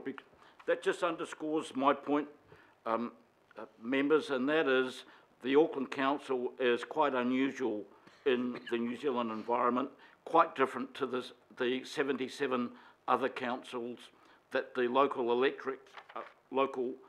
Electoral Act was designed for. And I guess part of our problem is that the Local Electoral Act is not really fit for purpose for the super city, and somewhat out of alignment with the Local Government Auckland Council Amendment Act 2009. And I think therein lies our problem. And good grounds to talk to the Local Government Commission about maintaining the status quo in Waitemata and Gulf, and in doing that it would maintain the status quo in about 4 other wards across Auckland, and not just wards, but thousands and thousands of people who are going to be shifted around and get quite different voting papers next time.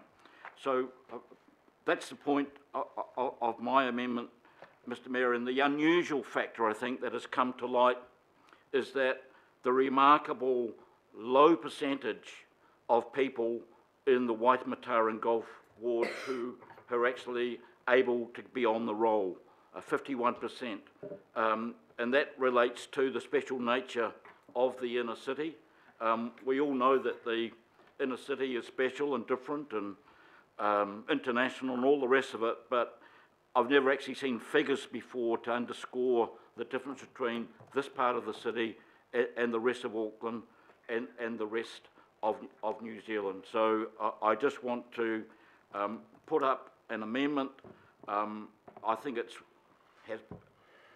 backed by solid arguments. I believe it is in the public interest. I believe it is in the interest of the Auckland Council that the scheme of the Super City, which the Local Government Commission itself, remember, set up of wards and local boards in alignment as much as possible, not be unravelled, because if you unravel the centre, if you like, if you unravel the central city, you unravel right across the isthmus.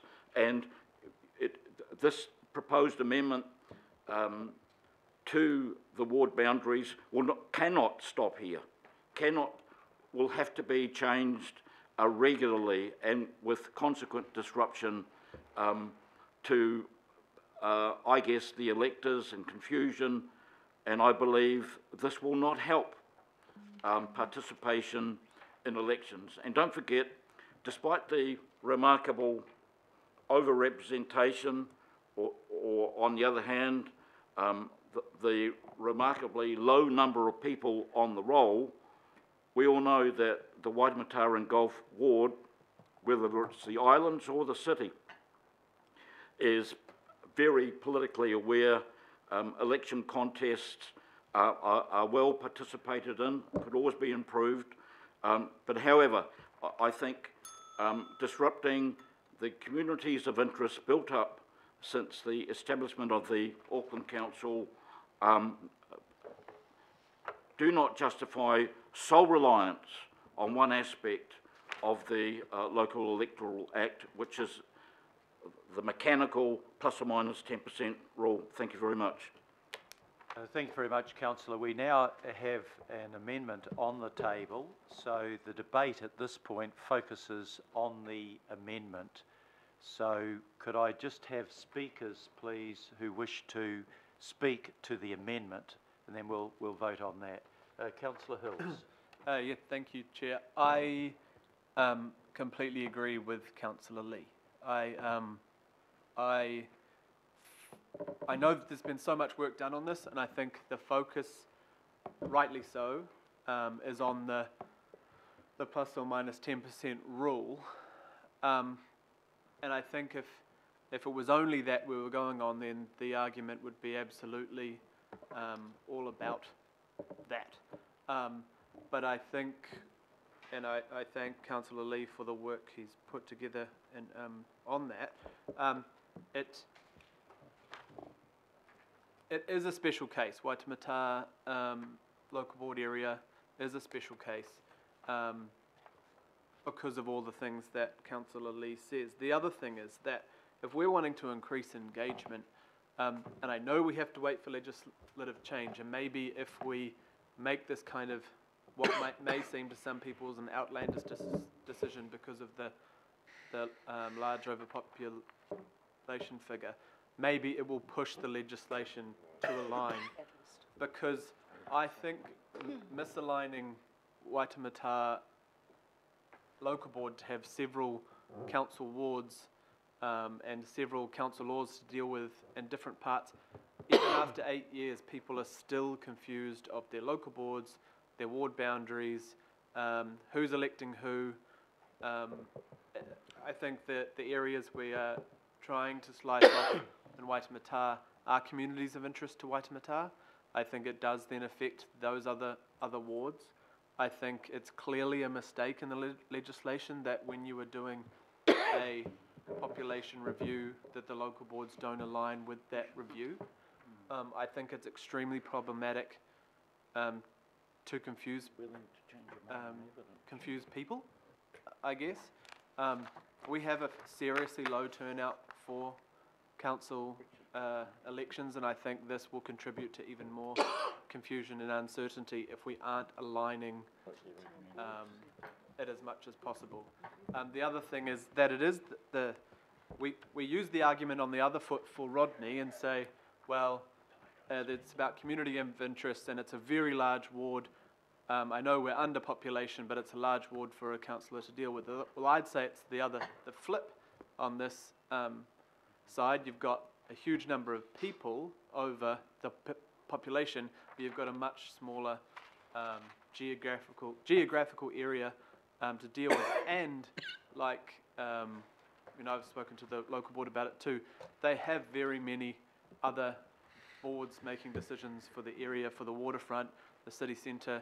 That there's a lot of views and a lot of decisions being done for this area. So although it's probably controversial, the local government, that we might get ignored on this, I think it is about us standing up and saying, you need to change the law to fit with what we're doing here, and this does need to be a standout decision, in my opinion, and then it doesn't have the knock-on effect. So I'm not trying to disregard all the work that's been done on this, but I fear that we're focusing too much on the 10% rule and not the rest of the considerations. And I think the attached report from Councillor Lee explains in quite detailed circumstances. So thank you. Sure, Richard. Thank you. Councillor John Watson. Thank you, Mr. Mayor, and I certainly agree with Councillor Hills and congratulate Councillor Lee for the intellectual rigour that he's brought to this analysis of the Waitemata and Gulf ward. And I think if anything getting shown today is just how diverse Auckland is, and we know it, but often it's not reflected in what we do or how we approach issues, or how we are compelled to approach issues, and none more so in the city ward, really, where we do have a really special and unique character, specifically as it goes to this non-citizen, non-permanent population, international students, visitors, temporary workers who are not on the electoral roll. So in terms of voting or being represented, they're not on the roll. And I think Warwick said in that sense the comparison between local and national is a valid one, and in terms of who the electors are and who aren't.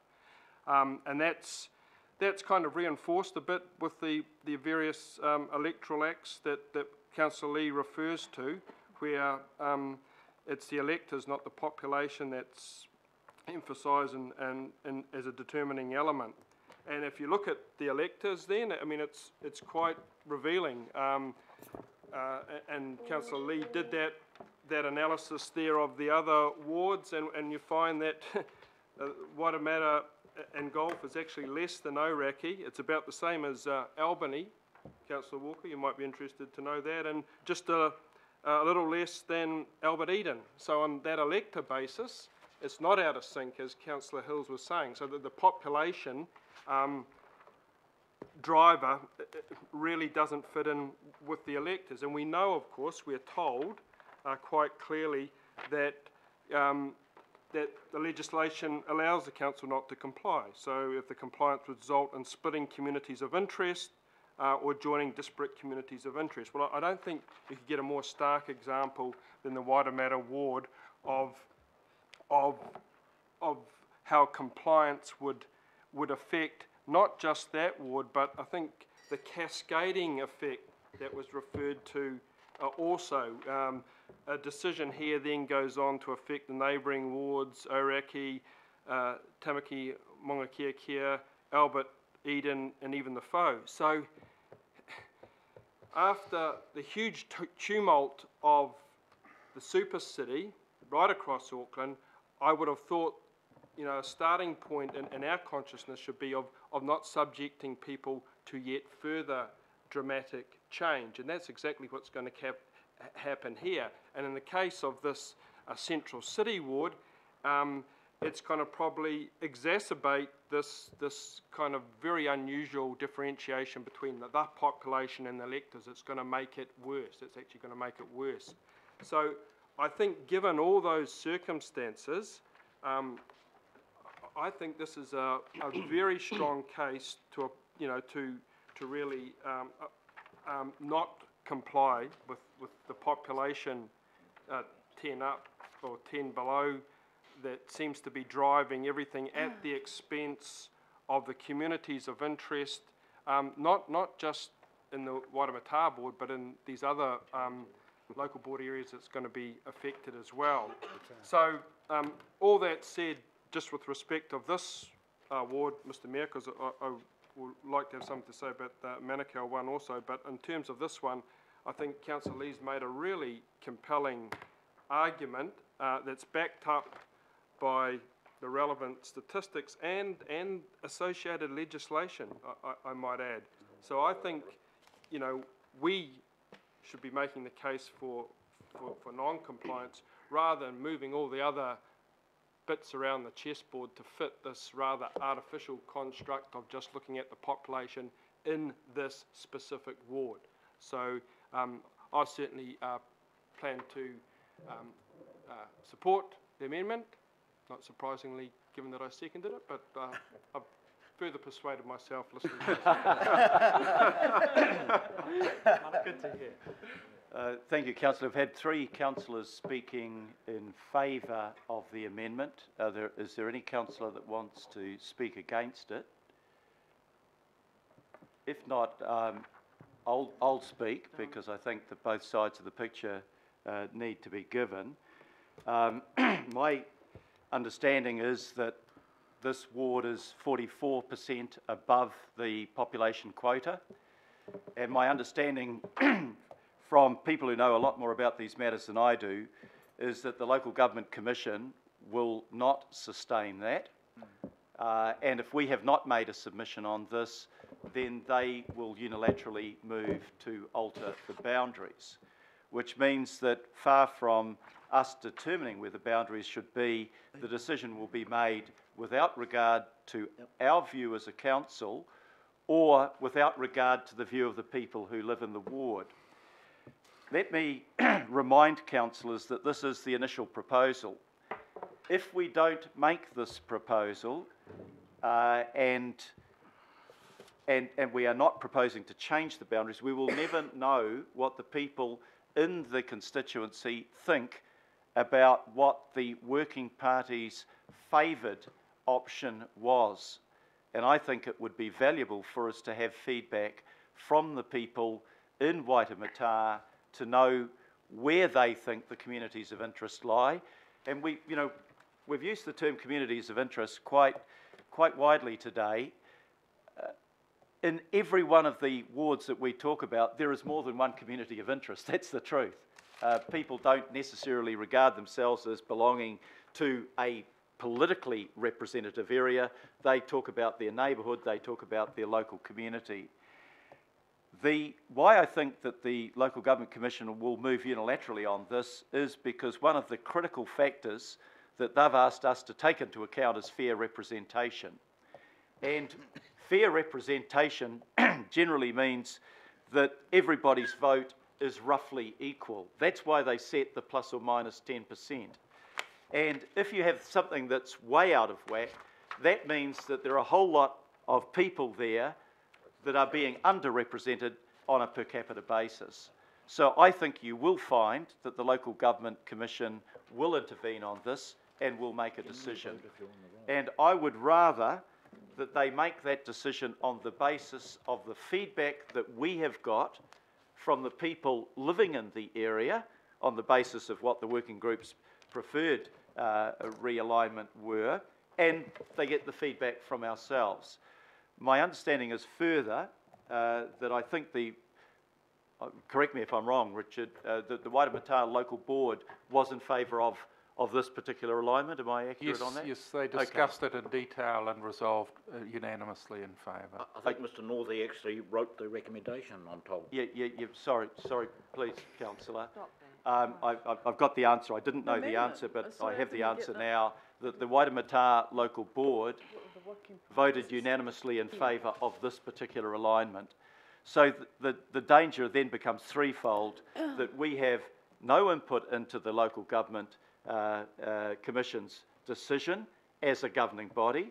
We have no input from the Waitemata Local Board as an entity of elected representatives, and we have no input from the public who have had the chance to talk on what the preferred option the working party put up. So I think on those grounds, my vote, I understand Councillor Lee's, the work that he's put into this. It's a long submission. I've read it. I understand his longevity as a councillor, and I understand his desire that he'd prefer to have that area not divided in any way. But I think that decision won't be made on our our preferences that will be made according to the criteria that the Local Government Commission follows, and I'd rather give them guidance on that than them make a decision without any guidance from the people, the local board, or the governing body. If there are no other speakers, I'll put it on the voices to begin with, I think, on the amendment. I'm sorry, Councillor Wayne Walker. Sure, I'll just speak to it. I support Councillor Lee and also Councillor Watson and the other speakers. I'm mindful that this is probably one of the fastest growing wards in the region, and I'm quite sure that in the not too distant future there'll be 2 members for this ward.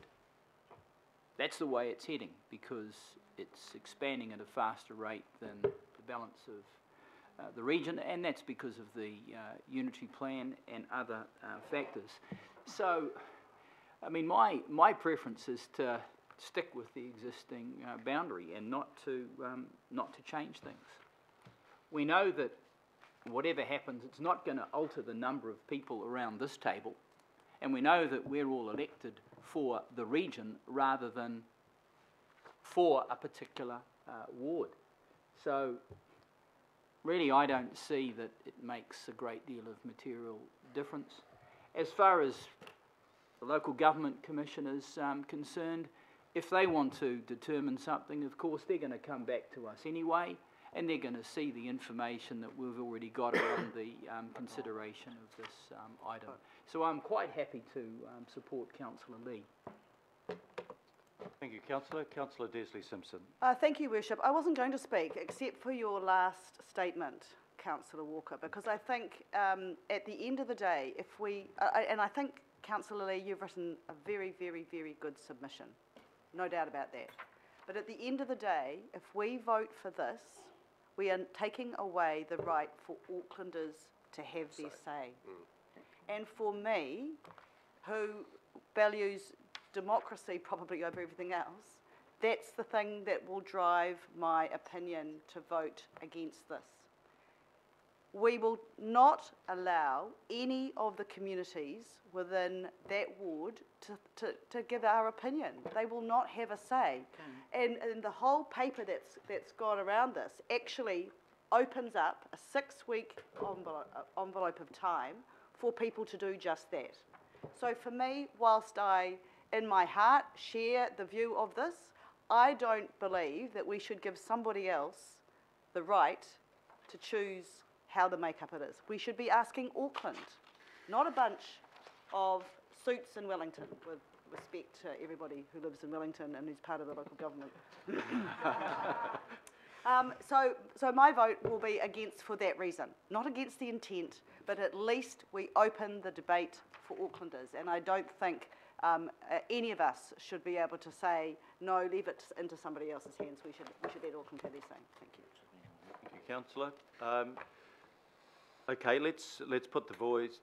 Did you want to vote by division, Councillor? Yes, please, Yeah. Mr. Mayor. Okay, let's do it by division. We'll ask officers to take the vote.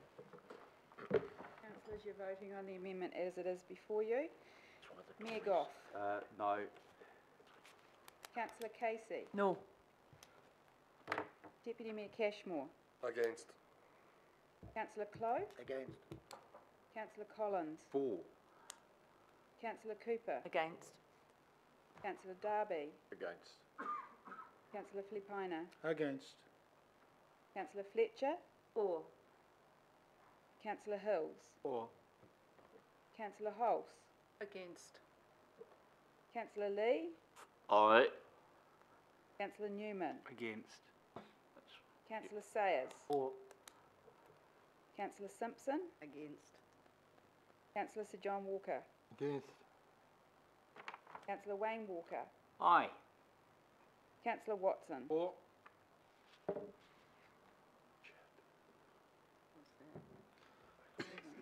Sorry, Mike.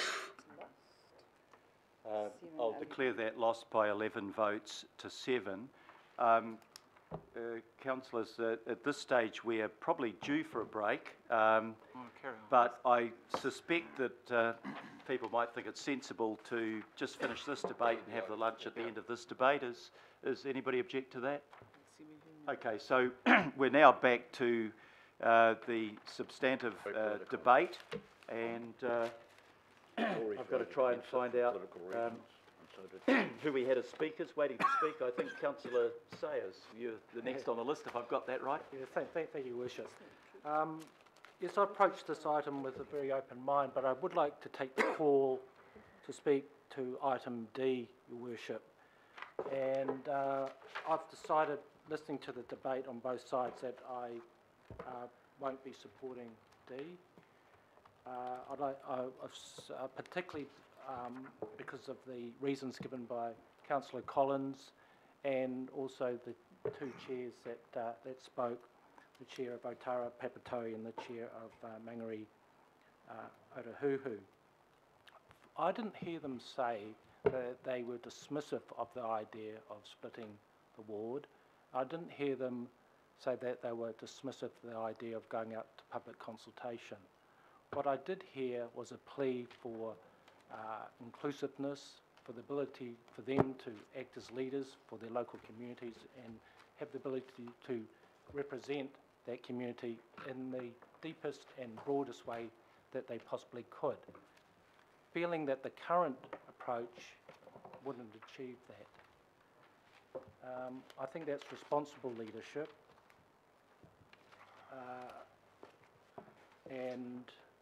For those reasons, Your Worship, that's why I'll be voting against D. Thank you very much, Councillor. Councillor Desley-Simpson. Oh gosh, me again. Okay, I'll start by thanking the chair of the working party and the staff for putting this together, because it must have been a bit of a minefield. So thank you for all your work. Look, apart from D, and I'll come to D, this is really about a numbers game. It's about getting the numbers game and about keeping within the Act and determining representation on the governing body of Auckland Council based on a numbers and a representation. So I've spoken to my neighbour, Councillor Bartley, who isn't with us, but I have because, of course, you said yourself that the communities of Ōrākei and the communities of Mangakiki Tamaki are very, very different. I can't help but speak to C Roman numeral 4 because, you know, what we're doing in this numbers game is moving parts of Ōrākei into another ward. And they are very different communities of interest. So my comments really are, if you have to move some communities, potentially these are the best communities to move. In supporting C4, I want to put it very much on the table that I'm not necessarily keen on moving any communities out of Ōrākei anywhere and not necessarily taking any new ones in. But if we have to, which is what we have been asked to do, I think where we've got to is the best possible result based on communities of interest. The same applies to Parnell and Newmarket. They are, if you're going to have to take some of the Waitemata area into Ōrākei, that's as good as you get. We shop in Newmarket. In fact, we are the biggest spenders in Newmarket. And Parnell is very much, of all the options, closest to the way, the community of Ōrākei. So I know that my colleague, Councillor Bartley, my neighbour, also agrees that Ōrākei is very different, but she also agrees with the recommendations with regards to her current ward and the Ōrākei ward in the split. I know she's not here, but she's asked me to pass that on. And then I'm looking at D, and I'm struggling, I am struggling with D, because D is not about numbers. D is not supported by one of the two councillors, and D is not supported by either of the local boards. So you could almost say, if it ain't broke, don't fix it, I think was a line that was used. D could be rewritten to say, well, leave it as it is, and if people think that a change for the better would be better by splitting them, maybe that's what we ask. And the reason I say that is because we know that I haven't got the confidence, I'm sorry, Warwick and Marguerite, I haven't got the confidence that the way we will engage with those communities is good. I haven't. I've also heard Councillor Filipaina say that actually he's open for discussion too. You know, he is open to hearing from his community as well. So with D not being about numbers, which has really made so much debate prior to this point, and to get rejigging of boundaries to make numbers work, if D isn't about numbers, I really didn't ever understand why we got to D in the first place. I just couldn't really get there. I couldn't get my head around it. So at the moment I can't see myself supporting D, but I do support the rest. Thank you. Thank you, Councillor. Councillor Pennyholes. Thank you, Mr Mayor. And following on from Councillor Simpson, no matter how much we try and keep this at a really high level and keep it about the numbers and keep it about the theory, you know, it does almost feel that we're choosing to support the two wonderful boards, our Māngere o Tahuhu board and our Otara Papatoetoi board, or not. That we're choosing to support Councillor Whaanana Feso Collins or Councillor Filipaina, and I think that's what's making this hard. So I just sort of put that out there because it is, you know, we can't help it. We have loyalties and people we respect, and these are two amazing councillors, and I just want to put that on the table.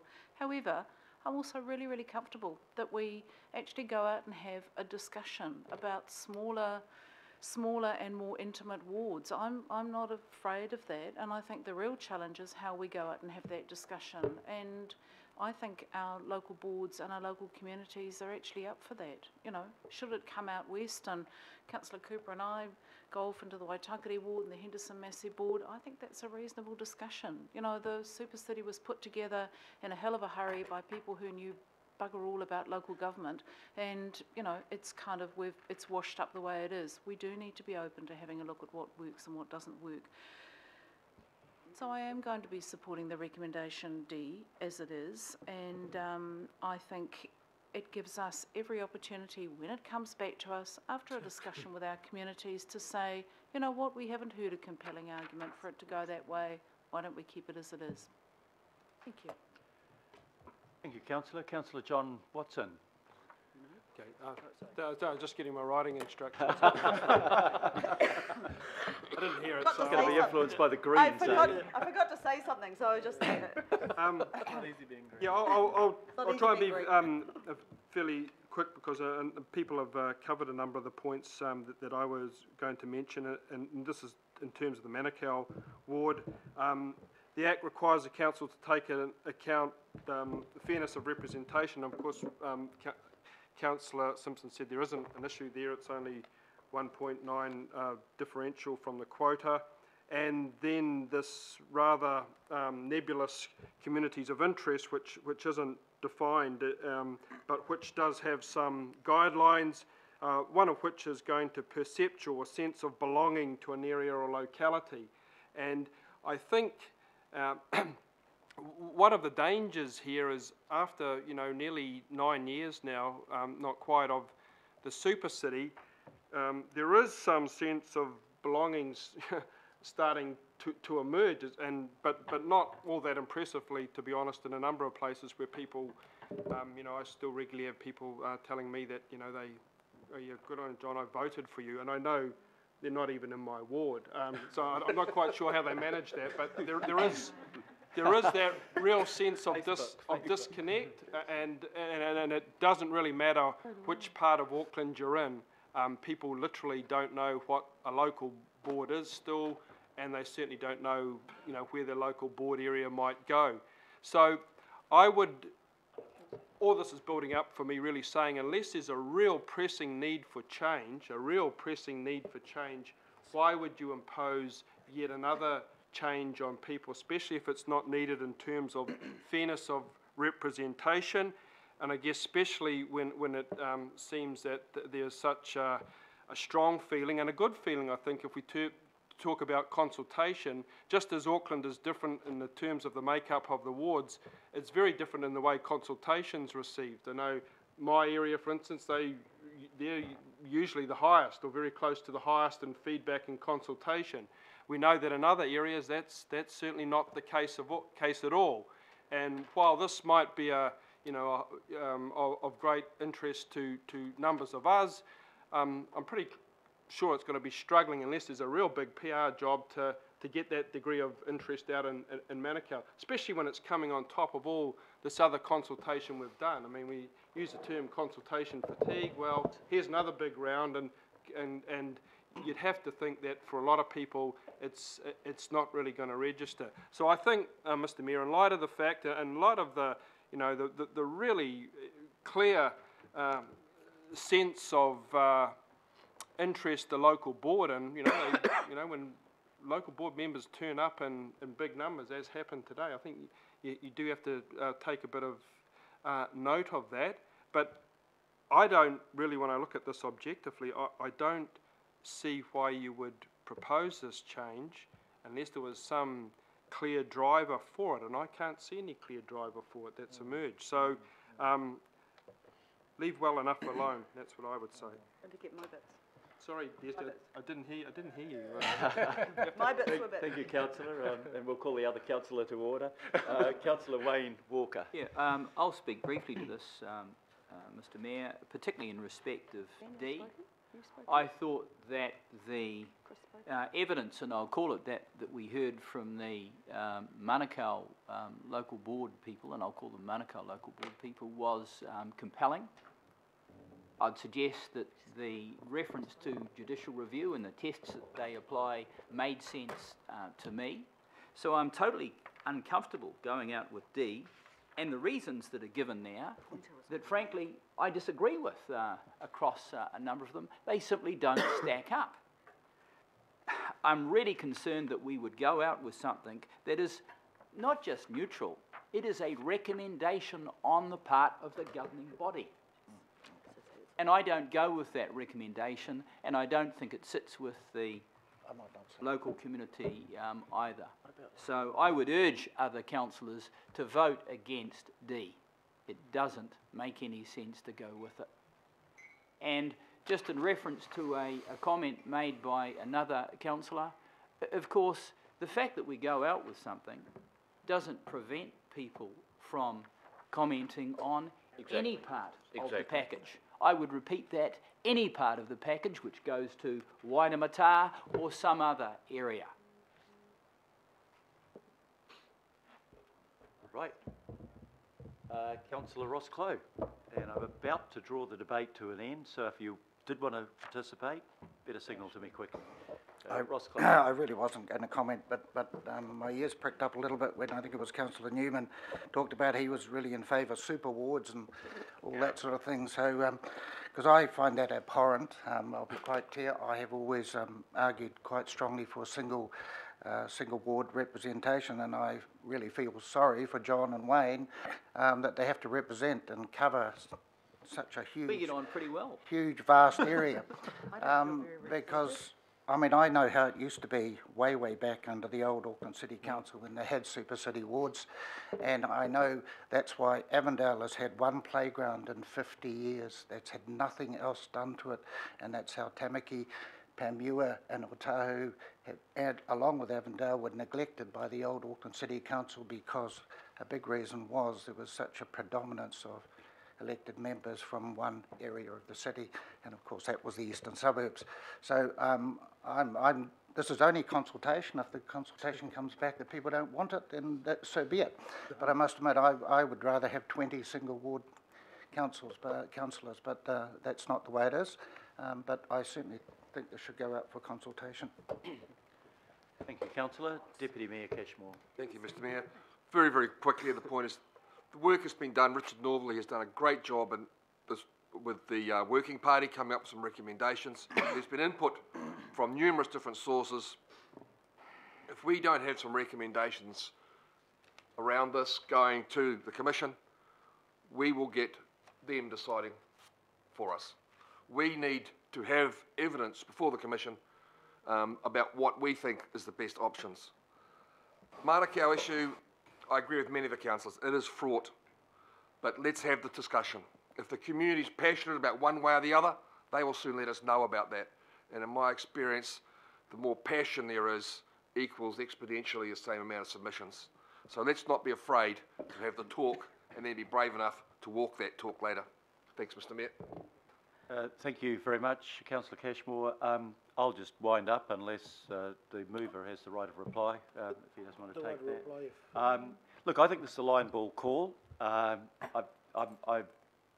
listened carefully to the arguments on both sides. They are quite strongly held and very genuinely held. And I don't have any axe to grind apart from the fact that I grew up in one of the local board areas and my wife in the other, so I have a degree of affection for the community. Communities of interest. Yeah, that's declaring my interest. I think, you know, one of the critical things, I suppose I come from a background where I've represented a community, and I've done it on my own, and I'm not talking about being mayor, I'm talking about being a member of parliament. And I think there are, if we just leave aside Manukau for a moment and look at it hypothetically, I think the arguments that Richard Northey has raised are reasonably compelling.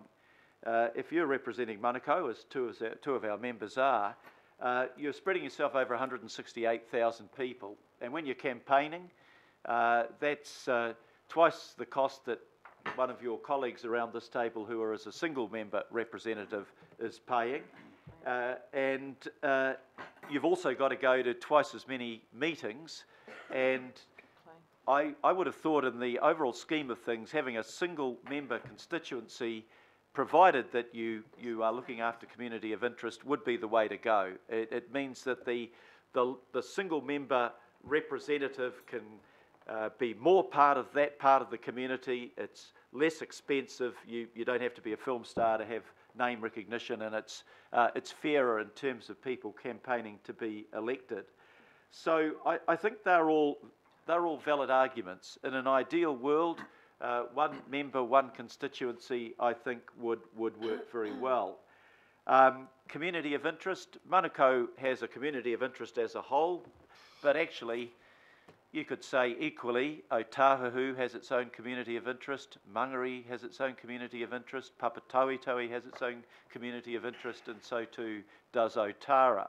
So it is the one of our wards that has two representatives that could fairly be divided so they were single member constituents with a balance in population size, and acknowledging that the community of interest, as the local boards reflect, there is a community of interest, Otara, Papatauitohe, there is a community of interest, Mangere, Otahuhu. So I listened carefully to the boards, and I'm reluctant to be dismissive of the boards, and I'm not dismissive of the boards. They've got a very clear point of view and they've put it to us. But I think we're at the stage of this debate where we're putting forward an initial proposal. It's not the final proposal. And I think, therefore, we have the luxury of being able to keep an open mind. And I know any process of consultation won't be ideal. And, you know, I am very keen, as Warwick has heard me say on 3 occasions so far in this debate, that the consultation process reach out and to try to listen to the people out there. Because, yep, we've got our views as representatives around this table, but we know that there are many more views than our own out in the wider constituency. So I would like the opportunity to hear what local people, ordinary people in those areas have to think about it. If there is a poor turnout, and if the local people very clearly sent us the message, hey, we want to be one ward, I'd go in that direction. If they clearly came back and told us, on the other hand, actually we think it'd be better if we had 2 distinct wards, then I'd give some credit to the local people, because we're their representatives, but they're our bosses. So we want to listen to what they are saying. So when I weigh it up, and when I think this is the initial proposal, not the final proposal, I'd like us to make that effort and go out and listen to what people had to say to us. And then at least when we come back, before we make the final proposal, we are in a position of being better informed about what people have had to say to us. And if the turnout isn't good, and that shows that there's a degree of apathy, then maybe you'd run and say, well, let's run with the local boards, because we haven't got a big enough sample here to give us confidence that this is what local people are thinking. But I wouldn't be defeatist to start off with. I think we should go out. I think we should visit the churches. Efeso, you and I have both visited a lot of churches in the area, so has Alf. And you can go along there, and I think you can go along fairly and say, this is the pros, these are the cons, what do you think? And let people give you that feedback. They might not fill out a form, they certainly won't respond to the Herald, but they will tell you in the church hall what they're thinking about it. And I think it's up to us then to put the case fairly as to what we should do. So on those grounds, and really wanting to listen to the local people who are our political bosses, I will be supportive of D. But I do that without disrespect for the local boards. I know the members, all of the members of the local boards, and I admire them, or without disrespect to one of our two colleagues. We've kind of you've created a dilemma for us, guys. You know, one of you gone one way, one of you gone the other. But let's hear what the people have to say on it, would be my view. But look, it won't be a disaster whichever way this vote goes. You've got a ward that's well represented now. You have the possibility of making it a little bit easier for each of the representatives if we divide it into two. So with that, and with growing hunger around the table, I'm sorry, Chris, you'd like to take a call? Just a point of clarification, because I had earlier foreshadowed during question time that I was going to move an amendment, but decided that it was actually better to vote against. I expressed my concern around the communities of interest, particularly on some of those areas that Councillor Lee has so well articulated. I'd just like to know how you're intending to take the vote so that I can actually register my opposition to those sections of the recommendations that I do not support. Okay, what I'm intending to do is take votes separately. I think I should do it on both C and D. But I've had a discussion with Councillor Newman on the same point, and if you're against a particular subset of something, I'm very happy for councillors to register their opposition to that particular sub-clause. Does that help? Yes, that's great. helpful. Well, with I think we'd better shall we take C and D first, and then take the rest as one? Everybody happy about that? Is there any requirement to have another division on C? No, it's D that we're having the division, I suspect. Oh, yeah. I just wanted to check because of. So let's take C on the voices, and we'll take D on a division, which I'm assuming. Yeah. Okay. So all those in favour of C, as in the substantive recommendation, please say aye. Aye. Against? No. No. I'll declare it carried. Please record my vote against. Please, a division, please. And you'd like a division now? Okay. Let's, if I can ask officers to take a vote, a formal vote. For two different things. Councillors, you're voting on clause C of item 10. Why are you voting Mayor against Goff. For all of it? Councillor Casey. Yes. Voting against all of it. Deputy Mayor Cashmore. Or. Councillor Clow. Or. Councillor Collins. For. Councillor Cooper. For. Councillor Darby. For. Councillor Filipaina. Aye. Councillor Fletcher. No. Councillor Hills. For. Councillor Holt. Aye. Councillor Lee. Aye. Councillor Newman. Well, I'm against So, three. sorry, Councillor Lee, can I just clarify that? This is for voting for C? Oh, I thought I'd recorded my vote against, and we moved on to. Sorry, I thought you might have suffered under that mistake. Councillor Fletcher asked for a division. So, division. I voted no. Sorry. Yeah, that's what I thought your vote might be. You can call for one. Democracy allows it. After the vote, can you Order, please, while we're taking the vote. Well, I'm against 3 and 5. I don't know quite what to do. You can vote for and record your opposition to the two subdivisions if that's your preference. Well, 4, but no on Roman numeral 3 and Roman numeral 5. Yeah, right. that's Councillor Sayers. For and recording the same as Councillor Newman, 3 and 5. Councillor Simpson. For. Councillor Sir John Walker. For. Councillor Wayne Walker. No. Councillor Watson. No. Allowed 4. Carried 14 votes to 4. Okay, I declare that carried 14 votes to 4 with opposition recorded on particular sub-clauses from councillors Newman and Sayers. So we come now to recommendation D, and I'm assuming this will be by division, so I'll ask officers to take the vote. Mayor Goff. Aye.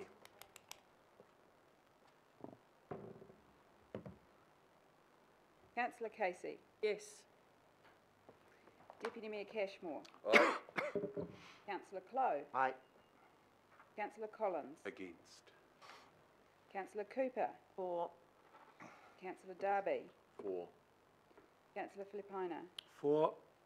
Councillor Fletcher. Against. Councillor Hills. First time ever, abstain. Councillor Hulse. Aye. Councillor Lee. Aye. Councillor Newman. Against. Councillor Sayers. Against. Councillor Simpson. Against.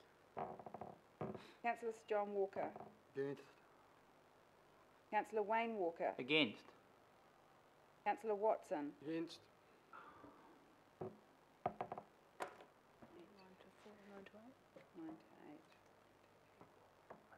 9 to 8. Carried. Declare that carried by 9 votes to 8 with 1 abstention. Okay, councillors, thank you very much for that. We now take recommendations A, B, and E through to L. So I'll put that on the voices. All those in favour, please say aye. Aye. Aye. To the contrary, no. Carried. Can I thank our officials at the end of the table, and particularly can I thank Richard Northey and the Working Party for the work, and can I thank everybody? Actually, I think that was a very well conducted debate. We take a lunch break now, and if we can be back at 1:25 past, please.